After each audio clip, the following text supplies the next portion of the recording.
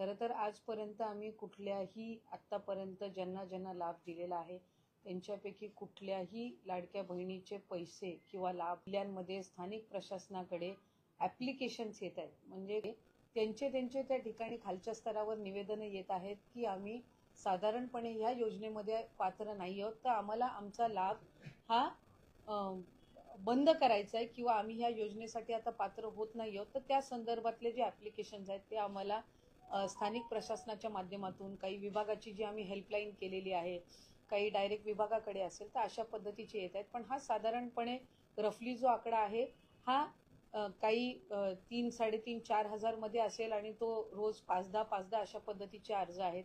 काही याच्यामधले डोमेसाईलचे आहेत, म्हणजे आत्ता लग्न होऊन जर इतर राज्य किंवा आत्ता वाढलेला असेल, काहींनी आत्ता कदाचित 4 चाकी वाहनं घेतलेली असतील, त्यावेळेला कदाचित दुचाकी वाहनच असतील, सरकारी नोकरी काहींना लागलेली आहे. तर अशा पद्धतीनं वेगवेगळ्या कारणांनी त्यांनी खाली वेगवेगळ्या जे काही विंडोज आहेत त्याच्यामध्ये त्यांनी ॲप्लिकेशन केलेले आहेत. पण त्याच्यातूनही किंवा इतर जे काही आम्ही क्रॉस व्हेरिफिकेशन करत आहोत, कुठल्याही लाडक्या बहिणीचा लाभ हा आतापर्यंत शासनाने किंवा विभागाने परत घेतलेला नाहीये. स्वइच्छेने व्हॉलेंटरीली ज्या माझ्या लाडक्या बहिणी योजनेमध्ये पात्र नाहीयेत त्या स्वतःहून त्या ठिकाणी म्हणतात की आमचा लाभ जो आहे तो आपण त्या ठिकाणी परत घ्यावा किंवा आम्ही आता या योजनेसाठी आम्ही पात्र नाही आहोत, अशा पद्धतीचे जे ॲप्लिकेशन्स येत आहेत त्या संदर्भातली जी भूमिका आहे ती आम्ही वेळोवेळी स्पष्ट केलेली आहे. ज्या माझ्या लाडक्या बहिणींना लाभ गेलेला आहे आत्तापर्यंत, म्हणजे किती 4 हफ्ते असतील, 5 हफ्ते असतील, काहींना 6, त्याच्यानंतर सप्टेंबर ऑक्टोबर महिन्याचा 9 ऑक्टोबरला दिलेला होता, डिसेंबर महिन्याचा आम्ही 25 ते 30 डिसेंबर दिलं होतं. आत्ता आम्ही जानेवारी महिन्याचा जो आहे आता उद्या परवामध्ये त्याची सुरुवात होईल आणि 26 जानेवारीच्या आत त्यांच्या खात्यामध्ये जमा होतील. त्याच्यामुळे कुठेही आम्ही आत्तापर्यंत कुठलाही लाभ हा रिफंड किंवा परत कुठल्याही अकाउंटमधनं घेतलेला नाहीये. याची आपल्या संदर्भामध्ये कुठलाही अशा पद्धतीचा निर्णय विभाग किंवा सरकारने घेतलेला नाहीये. त्यामुळे जे काही या संदर्भातला संभ्रम तयार करण्यात येतोय त्यामध्ये अजिबातही माझ्या कुठल्याही लाडकी बहीणच्या लाभार्थ्यांनी त्या संभ्रमाला बळी पडू नये. आम्ही कोणाचाही लाभ आतापर्यंत परत घेतलेला नाहीये. त्या संदर्भातला कुठलाही निर्णय हा विभाग किंवा शासन स्तरावर झालेला नाही. जसं तुम्ही सांगितलं की आम्ही निर्णय घेतलेला नाही, परंतु प्रश्न असा आहे की येत्या काळामध्ये सुद्धा असा निर्णय म्हणजे स्वतःहून सरकार कोणाला पैसे परत मागणार नाही, ज्यांची इच्छा आहे त्यांनी परत करावं असंच धोरण पुढे पण अवलंबलं जाणार आहे? निश्चितपणाने, कारण आम्ही आता ज्या लाडक्या बहिणींनी लाभ घेतलेला आहे, शेवटी साधारणपणे आपण लक्षात घ्या की आम्ही 2 किंवा 3 महिन्याच्या गॅपनी लाभ दिलेला आहे. आत्ता डिसेंबरचा 1 महिन्याचाच लाभ गेलाय किंवा जानेवारीचा आता जाणार आहे तो जानेवारी महिन्याचाच लाभ जाणार आहे. पण याच्या आधी 9 ऑक्टोबरला जो आम्ही लाभ दिला होता तो सप्टेंबर आणि ऑक्टोबरचा मिळून होता, किंवा जो ऑगस्ट महिन्यामध्ये दिला तो जुलै आणि ऑगस्टचा मिळून होता. त्यामुळे 2-2, 3-3 महिन्याचे लाभ गेलेले आहेत. काहींचे व्हेरिफिकेशन स्क्रुटिनी होऊन जो 3 महिन्याचा कालावधी लागलाय त्यांना कदाचित 3 महिन्याचा एकत्र लाभ सुद्धा ऑक्टोबर महिन्यामध्ये मिळालेला आहे. आणि मग त्यावेळेला त्यांच्या काही लक्षात आलेलं आहे की बाबा आपलं काही ड्युप्लिकेशन झालेलं आहे अकाउंटचं. काहींचा आधार कार्ड त्यांच्या मुलाचा त्यांनी नंबर दिलेला स्थानिक पातळीवर असेल पण नाव त्यांचं दिलेलं होतं. तर अशा पद्धतीचं काही झालेलं आहे. आणि ही मुख्यमंत्री लाडकी बहीण ही काही एकमेव योजना नाहीये जे अशा पद्धतीचं क्रॉस व्हेरिफिकेशन किंवा स्क्रुटिनी करणारं. ही नवीन योजना आहे, 4-5 महिनेच झालेत योजना सुरू होऊन. म्हणून त्या संदर्भातले वेगवेगळे जे काही संभ्रम आहेत किंवा ज्या काही अफवा आहेत ते पसरवण्याचं काम होतंय. शासनाची आतापर्यंत कुठल्याही विभागाची तुम्ही कुठलीही योजना जर घेतलीत तर त्याचं सालाबाद प्रमाणे स्क्रुटिनी किंवा क्रॉस व्हेरिफिकेशन होतच असतं. तुम्ही संजय गांधी निराधार योजना जर घेतली तर त्याचं सुद्धा वर्षातून एकदा त्याचं क्रॉस व्हेरिफिकेशन होत असतं. कोण पात्र आहेत कोण अपात्र आहेत. तसं सिलेंडरचं असेल, सबसिडीचं असेल किंवा तुमची नमो शेतकरी असेल, वेगवेगळ्या योजनांची जी आहे ती वर्षभरामध्ये एकदा तरी स्क्रुटिनी होतच असते. ही रुटीन प्रोसिजर आहे. ही काही जगावेगळी किंवा प्रचलित नसणारी किंवा नवीन आणलेली काही ही प्रक्रिया नाहीये. योजना नवीन असल्यामुळे हे पहिलंच वर्ष असल्यामुळे त्या संदर्भातला संभ्रम हा निर्माण करण्यात येतोय. आतापर्यंत कुठल्याही योजनेचा वेगवेगळे विभाग, अन्न व नागरी पुरवठा असेल, कृषी विभाग असेल, तुमचं इतर काही त्या संदर्भातले आदिवासी विभाग असेल, कुठल्याही ह्याची जी थेट लाभाची योजना आहे याच्या संदर्भातली जी क्रॉस व्हेरिफिकेशन किंवा स्क्रुटिनी किंवा त्याचं मूल्यमापन करणं ही एक नियमित असणारी प्रक्रिया आहे. त्याच्यामध्ये काही वेगळं काही आहे अशातला काही भाग नाही. आता 1च वर्ष अजून पूर्ण पण नाही झालेला योजना आणून, त्याच्यामुळे त्या संदर्भातले वेगवेगळे जे काही समज आहेत ते होत आहेत. पण ही एक रुटीन प्रोसिजर आहे. आम्ही आतापर्यंत कुठल्याही एकाही महिलेचा लाभ हा त्यांच्या इच्छेविना किंवा त्यांनी शासनाला व्हॉलेंटरीली रिक्वेस्ट केलेली आहे की बाबा मला आता सरकारी नोकरी लागलेली आहे, आता मी आपल्या ह्या योजनेसाठी काही पात्र होत नाहीये, तर त्या पद्धतीचे ऍप्लिकेशन झाले असतील तर हा वेगळा भाग झाला. पण त्यांचेही आणखीन आम्ही कोणाची याच्यामध्ये लाभ हा परत घेतलेला 6 महिन्याचे हा तर प्रश्नच त्या ठिकाणी उद्भवत नाही, कारण त्या संदर्भातला निर्णयच अजून विभाग किंवा शासनाने अशा पद्धतीची कुठेही चर्चाही झालेली नाही आणि निर्णयही झालेला नाही. काही ज्यांनी voluntarily तुम्हाला अर्ज एक्झॅक्ट डेटा परत किती आला केलेला आहे. तुमच्याकडे? एक्झॅक्ट डेटा किती आलेला आहे? कशा संदर्भातला हा जो अर्ज माघारी पाठवणाऱ्या महिला आहेत त्या स्वतः विनंती करतायत की आम्हाला ते पैसे साधारणपणे हा मी सुरुवातीला सांगितलं की हा जो डेटा आहे हा रोज वेगवेगळ्या पद्धतीनं बदलत असतो. रोज 5-6 ऍप्लिकेशन येतात, खालच्या स्तरावर येत असतात. 3,500-4,000 हजार आतापर्यंत त्या ठिकाणी आलेले असतील. पण त्याच्यामध्ये रोज जी काय आहे 4-5-10 अर्जांची ही वाढच होत असते. पण हे आम्ही मागवून घेतलेले नाहीये. हे स्वतःहून जे लाभार्थी आहेत ज्यांनी लाभ घेतलेला आहे 2-3-4 महिने, पण त्यांना त्या ठिकाणी आता वेगवेगळ्या कारणांमुळे त्यांना माहिती झालेलं आहे की आपण अपात्र आहोत, हे व्हॉलेंटरीली जे देत आहेत स्व इच्छेने, हे त्या आपण अर्जांबद्दल बोलत आहे. आम्ही शासन म्हणून कुठल्याही एका लाभार्थ्याच्या लाभालाही हात लावला नाहीये किंवा त्यांच्याकडे कुठल्या पद्धतीची आम्ही संपर्क करून कुठली माहिती अजून मागवलेली नाही. काही ज्यांनी व्हॉलंटरीली अर्ज पुढे केलेले आहेत की आमचे लाभ परत द्या, अशी एखादी केस आहे का तुमच्याकडे? असे तर आपणच त्या ठिकाणी आपल्याही माध्यमातून अनेकदा गेलेला आहे की 4-4.5 हजार महिला अशा आहेत, 4-4.5 हजार आहेत.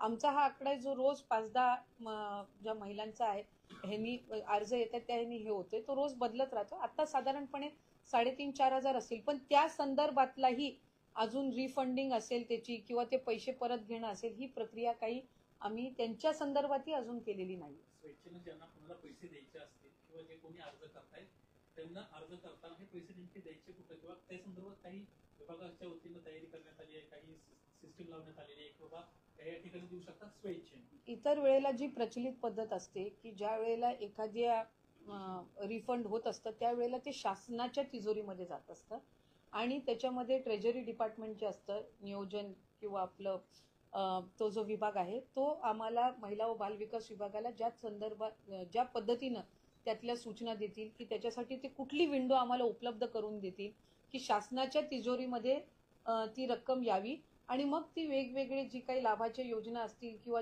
वेगवेगळे जे काही शासनाचे इतर प्रोजेक्ट्स असतील तर त्यासाठी ते वापरावे, तर तो त्या शासन म्हणून तो अधिकार असतो. तर ती जी विंडो आम्हाला उपलब्ध करून देतील त्या पद्धतीने ती प्रक्रिया होईल. पण अद्याप तरी ज्यांनी व्हॉलेंटरीली आमच्याकडे अर्ज दिलेले आहेत त्यांच्या संदर्भातली पण ही प्रोसिजर अद्यापही सुरू झालेली नाही. एखाद्या महिलेने पैसे रिटर्न दिलेत का? हे साधारणपणे अर्ज दिलेले आहेत, ऍप्लिकेशन्स दिलेले आहेत, त्याच्या संदर्भातली त्यांनी कारणं जोडलेली आहेत आणि त्या संदर्भातलं जे काही स्क्रुटिनी आहे ते स्थानिक पातळीवर सुरू आहे. तरी आणखी एक मुद्दा होता, जर आपण त्यावर बोला. बोलू असाल तर भरचक भोगवले यांचं एक वक्तव्य असं आलेलं आहे ज्याच्यात ते म्हणतायत की अदिती तटकरे यांना आम्ही जिंकूनच आणायला नको होतं, म्हणजे पालकमंत्र्यांचा वाद जो सुरू आहे तो उद्भवलाच नसता. हे मला असं वाटतंय की साधारणपणे अशा पद्धतीचे वक्तव्य हे करणं माझ्यासाठी सुद्धा ते आश्चर्यजनकच आहे. कारण शेवटी मी आज ज्या मताधिक्याने निवडून आलेली आहे त्याच्यामध्ये महायुतीचे नेतृत्व असतील, देवेंद्रजी फडणवीस साहेब आहेत, एकनाथजी शिंदे साहेब आहेत, आमचे पक्षाचे अध्यक्ष अजितदादा असतील, ज्यांच्या तिघांच्या नेतृत्वाखाली आम्ही निवडणूक लढवलेली आहे आणि आम्ही सगळ्यांनी एकमेकांसाठी काम केलेलं आहे. एकमेकांसाठी जर कामच केलं नसतं तर इतकं मताधिक्य किंवा इतकं मेंडेट हे महायुतीला मिळालंच नसतं. शेवटी घटक पक्ष म्हणून आम्ही एकमेकांसाठी काम केलेलं आहे. महायुतीचा उमेदवार निवडून यावा ह्यासाठी आम्ही सगळ्या पक्षांनी, राष्ट्रवादी काँग्रेस पक्ष असो, शिंदे साहेबांच्या नेतृत्वाखाली शिवसेना पक्ष असो किंवा भारतीय जनता पक्ष असो किंवा RPI असो, आमचे घटक पक्ष असो, आम्ही सगळ्यांनी एकजुटीने काम केलेलं आहे आणि म्हणून आज आम्ही 237 जे काही मॅन्डेट आहे ते महायुतीला त्या निमित्ताने मिळालेलं आहे. त्याच्यामुळे आता त्याचं मूल्यमापन करणं, आता 5 वर्षांनी ज्या वेळेला निवडणुका येईल त्यावेळेला त्या संदर्भातलं जे काही मूल्यमापन ते आहे ते होईल. आता आम्ही सगळेजण निवडून आलेलो आहे आणि आम्हाला पुढची 5 वर्ष एकत्रितपणाने काम करायचंय. कुठेही शासनाचं महायुतीचं नाव खराब होणार नाही. आपल्या मुख्यमंत्री आज देवेंद्रजी फडणवीस साहेब हे दावोसला गेलेले आहेत. ते महाराष्ट्राचं प्रतिनिधित्व करायला, तिथं अधिकाधिक आपल्याकडे इन्व्हेस्टमेंट यावी, आपल्या इथं रोजगार निर्मिती व्हावी, आपलं रिप्रेझेंटेशन करायला ते तिकडे गेलेले आहेत आणि ते आमच्या सगळ्यांचं प्रतिनिधित्व त्या ठिकाणी तिथं करतायत. आणि अशा वेळेला आम्ही कुठल्या वेगवेगळ्या गोष्टींच्या संदर्भातले काही कुरघोड्या आणि मूल्यमापन करून काय झालं, काय होऊ शकलं असतं, ह्या संदर्भातल्या खटाटोपमध्ये पडण्यापेक्षा आपल्याला पुढच्या 5 वर्षांमध्ये राज्याला पुढे न्यायचंय, महायुतीच्या सरकारच्या माध्यमातून न्यायचंय. मला वाटतं त्या विषयाला जर आपण जास्ती महत्त्व दिलं आम्ही, तर मला वाटतं निश्चितपणाने ते योग्य राहील. आम्हाला इतक्या मोठ्या पद्धतीनं लँडस्लाईड विक्ट्री लोकांनी दिलेली आहे. शेवटी जनतेसमोर आपण काय उदाहरण ठेवतोय, जनतेला कुठेही वाटायला नको की बाबा यांना आपण का निवडून दिलं. या गोष्टीचा आम्ही जास्त विचार करणं गरजेचं आहे.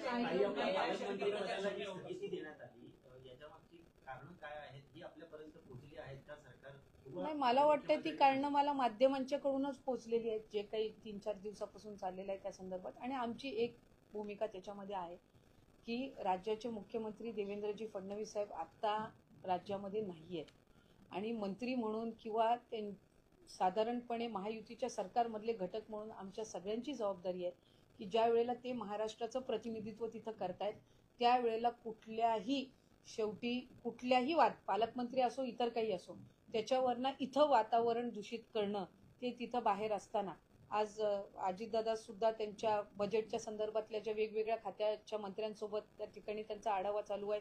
शिंदे साहेब सुद्धा आता KM हॉस्पिटलला सकाळी त्यांची व्हिजिट झाली, त्या संदर्भातला त्या आढावा घेत आहेत.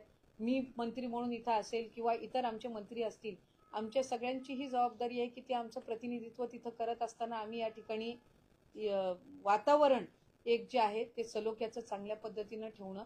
त्याच्यामुळे पालकमंत्री पदाचं जे काही आहे स्थगिती आहे ज्या ते मुख्यमंत्री आणि तिन्ही आमचे जे नेते आहेत ते त्या संदर्भातला योग्य तो निर्णय घेतील. त्याच्यामुळे त्याच्यामध्ये मी काही फारसा वेळ घालवणं किंवा टीकाटिप्पणी करणं हे अपेक्षितही नाही आणि मला असं वाटतं की माझ्याकडून ते होणं एक जबाबदार मंत्री म्हणून ते योग्यही नाही. आम्हाला आमच्या पक्षाला पालकमंत्री पद दिलं जात नाही, हा आमच्यावरचा अन्याय आहे आणि कुठेतरी घराणेशाहीचा आरोप करण्यात येतोय. एक तर याच्यामध्ये आहे की आम्ही सगळेच निवडून आलेलो आहोत. आज काही आम्ही घराणेशाही आणि हा विषय तर त्याच्यामध्ये असूच शकत नाही, कारण आम्हाला लोकांनी निवडून दिलेला, आम्हाला मायबाप जनतेने ह्या ठिकाणी बसवलेलं आहे आणि आमच्या नेतृत्वाने ती आम्हाला जबाबदारी दिलेली आहे. त्याच्यामुळे पालकमंत्री तिथल्या जिल्ह्याच्या मंत्र्याला असं वाटत असतं की त्यांनी पालकमंत्री व्हावं. ती इच्छा व्यक्त करण्यामध्ये काहीही वावगं नाही, पण ती इच्छा व्यक्त करत असताना ती कशा प्रकारे आपण करतो ह्याला मला वाटते जास्ती या ठिकाणी महत्त्व देणं गरजेचं आहे. आज असे अनेक जिल्हे आहेत ज्या जिल्ह्यांना स्वतःचे, जिथं आमचे पण मंत्री आहेत त्यांना तिथलं पालकमंत्रीपद नाही मिळालेलं आहे. ज्या वेळेला 3 पक्ष एकत्रितपणाने काम करत असतात, महायुती म्हणून आम्ही काम करत असतो, त्यावेळेला कुठं ना कुठं तरी काही ना काही ऍडजस्टमेंट तडजोडी या येतच असतात. आता आमचेही बऱ्याच ठिकाणी मंत्री आहेत, लातूरमध्ये आहेत, कोल्हापूरमध्ये आहेत, नाशिकमध्ये तर 7 आमदार आणि 2 मंत्री आहेत राष्ट्रवादी काँग्रेस पक्षाचे. पण एक संयुक्तिक निर्णय झाला आणि त्यातून ज्यांना पालकमंत्री पदाची जबाबदारी तिथं देण्यात आली, कोल्हापूरची शिवसेनेच्या आंबेडकर मला वाटते मंत्री आहेत त्यांना देण्यात आलेले. तिथे आमचे मुश्रीफ साहेब सिनियर मंत्री आहेत, 5 का 6वी टर्म आहे त्यांची. पण ज्या वेळेला लातूरला आमचे बाबासाहेब पाटील मंत्री झालेले आहेत, साताऱ्याला मकरंदाबा मंत्री झालेले आहेत, तिथे भारतीय जनता पक्षाचे सुद्धा 2 आहेत, शिवेंद्रराजे मंत्री झालेले आहेत आणि जयकुमारजी आहेत. पण तरी सुद्धा शंभूराज तिथं पालकमंत्री झालेले आहेत. त्याच्याबाबत काय आमचं म्हणणं नाहीये. शेवटी महायुतीचे ज्या वेळेला नेतृत्व बसतात आणि ते काही संयुक्त निर्णय घेतात, तो निर्णय मान्य करणं कोणाच्याही बाजूने असो तरी मान्य करणं ही त्या ठिकाणी आमची जबाबदारी आहे. त्यांनी बसून निर्णय घेतलेले आहेत म्हणजे काही ना काही कारणं त्या संदर्भातली आहेत आणि महायुतीमध्ये आपण आहोत तर सगळ्यांचं काही समाधान होऊ शकत नसतं. शेवटी कुठं ना कुठं तरी ऍडजस्टमेंट करूनच, जसं संसार चालवत असताना सुद्धा नवरा बायकोला ऍडजस्ट करूनच तो चालवावा लागत असतो, तसं महायुतीमध्ये सुद्धा काही ना काही ऍडजस्टमेंट्स आपल्याला कराव्याच लागत असतात. माझी स्वतःची भूमिका आहे की पालकमंत्रीपद हा एक भाग झाला, हा मंत्रिपदातल्या किंवा महायुतीच्या संबंध कामकाजामधला एक घटक आहे. हे काही संपूर्ण महायुतीच्या सरकारचं कामकाज नाहीये. त्याच्यामुळे आज मंत्री म्हणून मी महिला व बालविकास विभागाची मंत्री म्हणून काम करते. 2 वर्ष मी जिल्ह्याची पालकमंत्री नव्हती. मी त्या संदर्भातली कधी मागणी किंवा कधी त्या संदर्भातली माझ्याकडनं कधी हेही झालं नाही. उदय सामंत साहेब आमचे पालकमंत्री होते, आम्ही त्यांच्या नेतृत्वाखाली जिल्ह्यामध्ये काम करत होतो, चांगल्या पद्धतीनं काम करत होतो. कधी त्या संदर्भातली एक छोटीशीही तक्रार ही 2 वर्षाच्या कालावधीमध्ये आलीही नाही. त्यामुळे त्यांनी चांगल्या पद्धतीनं आमचा जिल्हा सांभाळला, आम्हाला सगळ्यांनी चांगल्या पद्धतीनं त्यांनी जिल्ह्याचं प्रतिनिधित्व केलं. आत्ता 5 वर्षाच्या साठी आम्ही काम करत आहोत. मी मंत्री म्हणून काम करते, भरत शेठ मंत्री आहेत, तिथं पलीकडे योगेश कदमजी असतील, उदय सामंत साहेब आहेत, पलीकडे नितेश राणेजी आहेत. त्यामुळे हा एक भाग झाला. पण मंत्री म्हणून कोकणाला पहिल्यांदाच 5 मंत्रीपदं मिळालेली आहेत आणि त्याच्यामध्ये कोकण आपण किती विकासात्मक दृष्टीने पुढे घेऊन जातो, माझ्या दृष्टिकोनातून हा मुद्दा जास्ती महत्त्वपूर्ण आहे. आपण जर आपापसात मतभेद आणि भानगडी करूनच जर लोकांपुढे ती उदाहरणं ठेवत राहिलो तर जनता ही आपल्याला त्या पद्धतीनं त्यांना काही ह्या अशा पद्धतीच्या काही कुरघोड्या प्रत्येक वेळेला आवडत नसतात. त्याच्यामुळे आम्ही त्याच्यातनं अलिप्त राहतो. आम्ही ज्या राजकीय संस्कृतीतून येतो ते मला अशा पद्धतीची काही शिकवण नाही की मी त्याच्या संदर्भात येऊन प्रसारमाध्यमांमध्ये बोलावं. त्यामुळे माझा राज्याचे मुख्यमंत्री देवेंद्रजी फडणवीस साहेब, आदरणीय शिंदे साहेब आणि अजितदादा यांच्या नेतृत्वावर विश्वास आहे. ते जे काही त्या संदर्भातला योग्य निर्णय घेतील तो आम्हाला मान्य आहे. काही रायगडमध्ये जशा पद्धतीने आंदोलन झाले, महामार्ग रोखले गेले, तुमच्यावरती जशा पद्धतीने टीका टिप्पणी झाली, जी भाषा वापरली गेली, या सगळ्यावर तुम्ही कसं? मी आपल्याला म्हटलं की कोणाची इच्छा असणं ह्याच्यामध्ये काही चुकीचं किंवा वावगं नाही, पण ती इच्छा व्यक्त करत असताना आपण कशा पद्धतीनं करतो हे प्रत्येकाचे वेगवेगळे त्याच्याकडे बघणारा दृष्टिकोन असतो. त्यांचा तसा असेल, माझा तसा नाहीये. हा इतकाच फरक आहे, बाकी काही नाही. लाडक्या बहिणींना 21 रुपये तुम्ही देणार म्हणजे हां. अशा पद्धतीचा घटक पक्षांच्या लोकांचा हे होता दावा होता निवडणुकीच्या दरम्यान. हालचाल काहीच दिसत नाही. अनेक देशमुखांना सवाल उपस्थित केलाय. नाही, एक तर कसं आहे की विरोधकांनी नेहमी या योजनेवर टीकाच केलेली आहे. त्याच्यामुळे मी विरोधक काय त्याच्या संदर्भात बोलतायत, आम्ही ज्या वेळेला 1500 द्यायला सुरुवात केली तेव्हा ते म्हणत होते की राज्याच्या तिजोरीवर याचा किती मोठा परिणाम होणार आहे, अमुक होणार आहे, तमुक होणार आहे, महिलांना त्याचा लाभ मिळणारच नाही.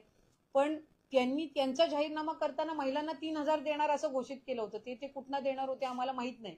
जर 1500 तिजोरीवर जर इतका मोठा परिणाम झाला असेल तर आमची महायुतीची सरकार म्हणून मुख्यमंत्री देवेंद्रजी फडणवीस साहेब, दोन्ही उपमुख्यमंत्री यांच्या नेतृत्वाखाली आमचं एक हे आहे की लाडकी बहीण योजना ही माझ्या माता भगिनींसाठी, गरजू महिलांसाठी चालू राहिली पाहिजे, हे आमचं प्रथम प्राधान्य आहे. ज्या वेळेला मुख्यमंत्री पदाची शपथ ही आदरणीय देवेंद्र फडणवीस साहेबांनी घेतली त्यावेळेला पहिल्याच त्यांच्या पत्रकार परिषदेमध्ये त्यांनी नमूद केलेलं आहे की आम्ही आमच्या जाहीरनामा हा 5 वर्षाच्या कालावधीसाठी असतो. तर त्या संदर्भातला योग्य तो निर्णय जो आहे, आम्ही काही त्याच्यात खोटं आश्वासन दिलेलं नाहीये. जे जाहीरनाम्यामध्ये म्हटलेलं आहे त्या पद्धतीनं ज्या गोष्टी, हा 2100चा एक भाग झाला, पण या व्यतिरिक्त सुद्धा जाहीरनाम्यामध्ये ज्या गोष्टी नमूद केलेल्या आहेत त्याचं तंतोतंत पालन हे आम्ही त्या वेळेला एकंदर जी काही परिस्थिती आहे त्यानुसार आम्ही निश्चितपणाने करू. पण एकही आश्वासन आम्ही पडू देणार नाही किंवा ते खोटं ठरू देणार नाही असा शब्द हा तिने राज्याच्या जनतेला दिलेला आहे. थँक्यू. मी अशा पद्धतीचा कुठलाही उल्लेख केला नाही. मी आपल्याला स्पष्टपणाने सांगितलं की विरोधक ही टीका करत होते की 1500ची योजना ही कशी राज्याला खपाट्याला नेणारी आहे. आम्ही कधी त्या संदर्भातलं एकही वक्तव्य केलं नाही. कारण ज्या वेळेला कुठलीही योजना हे एखादं सरकार आणत असतं त्यावेळेला त्याच्या सगळ्या बाजूंनी विचार करून, आर्थिक सहित सगळ्या बाजूंनी विचार करून त्या संदर्भातली जी काही घोषणा आहे ती केली जात असते. आजही जानेवारी महिन्याचा लाभ ज्या वेळेला आम्ही देतोय त्यावेळेला 8 दिवस आधी आमच्याकडे जवळपास 3600 कोटीपेक्षा अधिकचा निधी हा अर्थ विभागाकडून उपलब्ध झालेला आहे.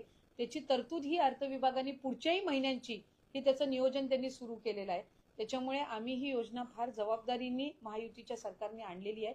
आम्हाला ही चालू ठेवायची आहे आणि त्या दृष्टिकोनातून आम्ही योग्य ती पावलं आहेत ती उचलत आहोत. नेहमी टीका करणारे विरोधक जे आहेत ते पालकमंत्री पदाच्या या मुद्द्यावरून तुमच्या कुठेतरी बाजूने सुरू मिसळताना दिसत आहेत. आदित्य ठाकरेंचं म्हणणं आहे की अशा पद्धतीनं पालकमंत्री पदावरती स्थगिती आणणं हा कुठेतरी त्या मंत्र्याचा अपमान आहे, त्या संविधानिक पदाचा अपमान आहे. तुमचे जुने सहकारी राहिलेले आदित्य ठाकरे तुमच्याबद्दलची चिंता व्यक्त करतात, काय म्हणतात? आता साधारणपणे तुम्ही कुठल्याही लोकप्रतिनिधीला जर विचारलं की हा जो प्रकार आहे तो चांगला आहे का वाईट आहे तर ते स्वाभाविकरित्या वाईटच म्हणणार. आज जर मी रायगडचं नसलं, जर सोलापूरचं असतं आणि मला जर विचारलं असतं तर मी म्हटलंच असतं की कुठल्याही एका पदाच्या ह्याच्यावरनं अशा पद्धतीनं कायदा व सुव्यवस्था किंवा तिथलं काही जी काही शांतता आहे ती भंग आपण करता कामा नये. ही स्वाभाविकरित्या कोणाचीही त्या संदर्भातल्या कमेंट येईल. उद्या एखाद्या पत्रकाराला जरी विचारलं की हे योग्य आहे का अयोग्य आहे, तर अयोग्यच बोलणार. त्याच्यामुळे त्या रुटीन पद्धतीनं त्यांनी ती प्रतिक्रिया दिली असेल. त्याच्या पलीकडे काही मी त्याकडे पाहत नाही. समिती निर्णयाच्या आधी हा तोडगा फुटेल? मला माहित नाही. मी आपल्याला म्हटलं की राज्याचे मुख्यमंत्री आणि आमचे जे वरिष्ठ नेते आहेत ते त्या संदर्भामध्ये बसतील आणि त्या संदर्भामध्ये ते जे काही योग्य तो निर्णय घेतील तो आम्हाला पाहायला मिळत आहे. खरं तर आजपर्यंत आम्ही कुठल्याही आत्तापर्यंत ज्यांना ज्यांना लाभ दिलेला आहे त्यांच्यापैकी कुठल्याही लाडक्या बहिणीचे पैसे किंवा लाभल्यांमध्ये स्थानिक प्रशासनाकडे ॲप्लिकेशन्स येत आहेत. म्हणजे त्यांचे त्या ठिकाणी खालच्या स्तरावर निवेदनं येत आहेत की आम्ही साधारणपणे ह्या योजनेमध्ये पात्र नाही आहोत, तर आम्हाला आमचा लाभ हा बंद करायचा आहे किंवा आम्ही ह्या योजनेसाठी आता पात्र होत नाही आहोत. तर त्या संदर्भातले जे ॲप्लिकेशन्स आहेत ते आम्हाला स्थानिक प्रशासनाच्या माध्यमातून, काही विभागाची जी आम्ही हेल्पलाईन केलेली आहे, काही डायरेक्ट विभागाकडे असेल, तर अशा पद्धतीचे येत आहेत. पण हा साधारणपणे रफली जो आकडा आहे हा काही 3-4.5 हजारमध्ये असेल आणि तो रोज 5-10 अशा पद्धतीचे अर्ज आहेत. काही याच्यामधले डोमेसाईलचे आहेत, म्हणजे आत्ता लग्न होऊन जर इतर राज्य किंवा आत्ता वाढलेला असेल, काहींनी आत्ता कदाचित 4 चाकी वाहनं घेतलेली असतील, त्यावेळेला कदाचित दुचाकी वाहनच असतील, सरकारी नोकरी काहींना लागलेली आहे. तर अशा पद्धतीनं वेगवेगळ्या कारणांनी त्यांनी खाली वेगवेगळ्या जे काही विंडोज आहेत त्याच्यामध्ये त्यांनी ॲप्लिकेशन केलेले आहेत. पण त्याच्यातूनही किंवा इतर जी काही आम्ही क्रॉस व्हेरिफिकेशन करत आहोत, कुठल्याही लाडक्या बहिणीचा लाभ हा आत्तापर्यंत शासनाने किंवा विभागाने परत घेतलेला नाहीये.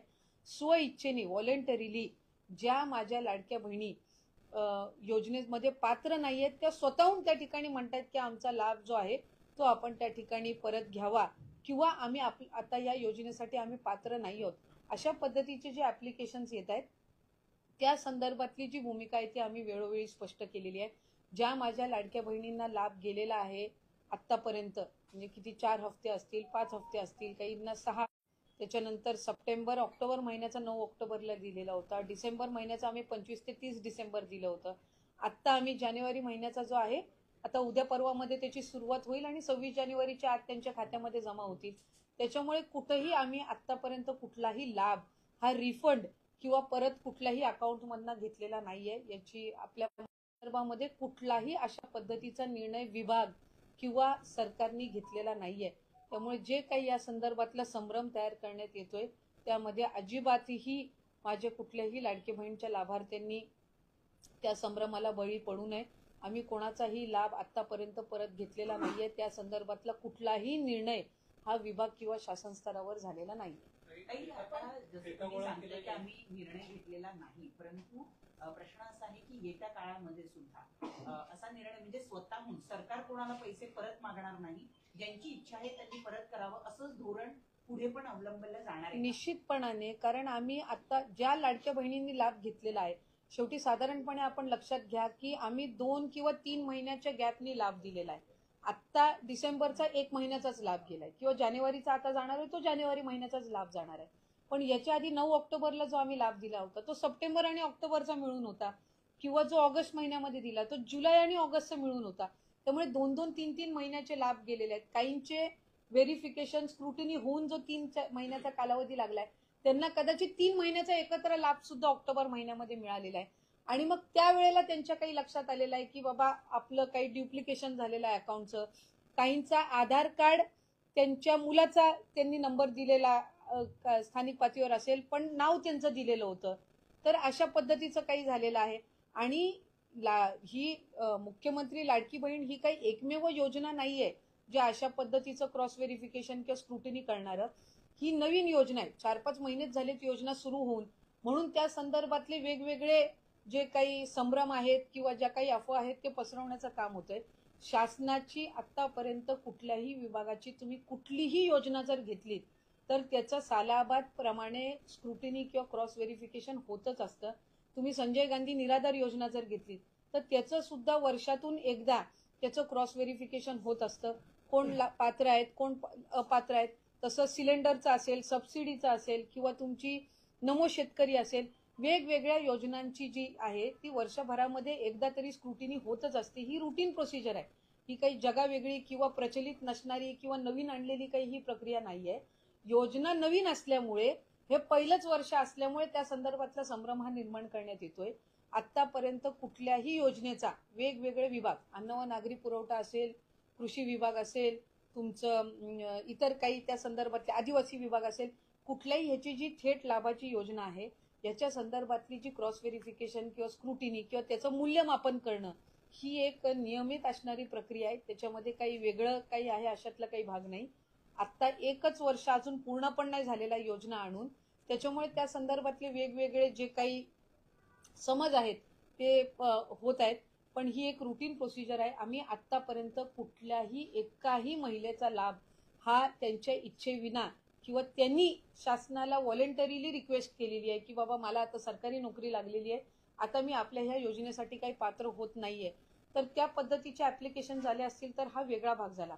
पण त्यांचेही आणखीन आम्ही कोणाची याच्यामध्ये लाभ हा परत घेतलेला महिन्याचे हा तर प्रश्नच त्या ठिकाणी उद्भवत नाही, कारण त्या संदर्भातला निर्णयच अजून विभाग किंवा शासनाने अशा पद्धतीची कुठेही चर्चाही झालेली नाही आणि निर्णयही झालेला नाही. काही ज्यांनी voluntarily तुम्हाला अर्ज एक्झॅक्ट डेटा परत किती केलेले आला आहे. तुमच्याकडे? एक्झॅक्ट डेटा किती आलेला आहे? कशा संदर्भातला? हा जो अर्ज माघारी पाठवणाऱ्या महिला आहेत त्या स्वतः विनंती करतायत की आम्हाला पैसे ते साधारणपणे हा मी सुरुवातीला सांगितलं की हा जो डेटा आहे हा रोज वेगवेगळ्या पद्धतीनं बदलत असतो. रोज 5-6 ऍप्लिकेशन येतात, खालच्या स्तरावर येत असतात. 3,500-4,000 हजार आतापर्यंत त्या ठिकाणी आलेले असतील. पण त्याच्यामध्ये रोज जी काय आहे 4-5-10 अर्जांची ही वाढच होत असते. पण हे आम्ही मागवून घेतलेले नाहीये. हे स्वतःहून जे लाभार्थी आहेत, ज्यांनी लाभ घेतलेला आहे 2-3-4 महिने, पण त्यांना त्या ठिकाणी आता वेगवेगळ्या कारणांमुळे त्यांना माहिती झालेलं आहे की आपण अपात्र आहोत, हे व्हॉलेंटरीली जे देत आहेत स्वइच्छेने, हे त्या आपण अर्जांबद्दल बोलत आहे. आम्ही शासन म्हणून कुठल्याही एका लाभार्थ्याच्या लाभालाही हात लावला नाहीये किंवा त्यांच्याकडे कुठल्या पद्धतीचे आम्ही संपर्क करून कुठली माहिती अजून मागवलेली नाही. काही ज्यांनी व्हॉलंटरीली अर्ज पुढे केलेले आहेत की आमचे लाभ परत द्या, अशी एखादी केस आहे का तुमच्याकडे? असे तर आपणच त्या ठिकाणी आपल्याही माध्यमातून अनेकदा गेलेला आहे की 4-4.5 हजार महिला अशा आहेत, 4-4.5 हजार आहेत.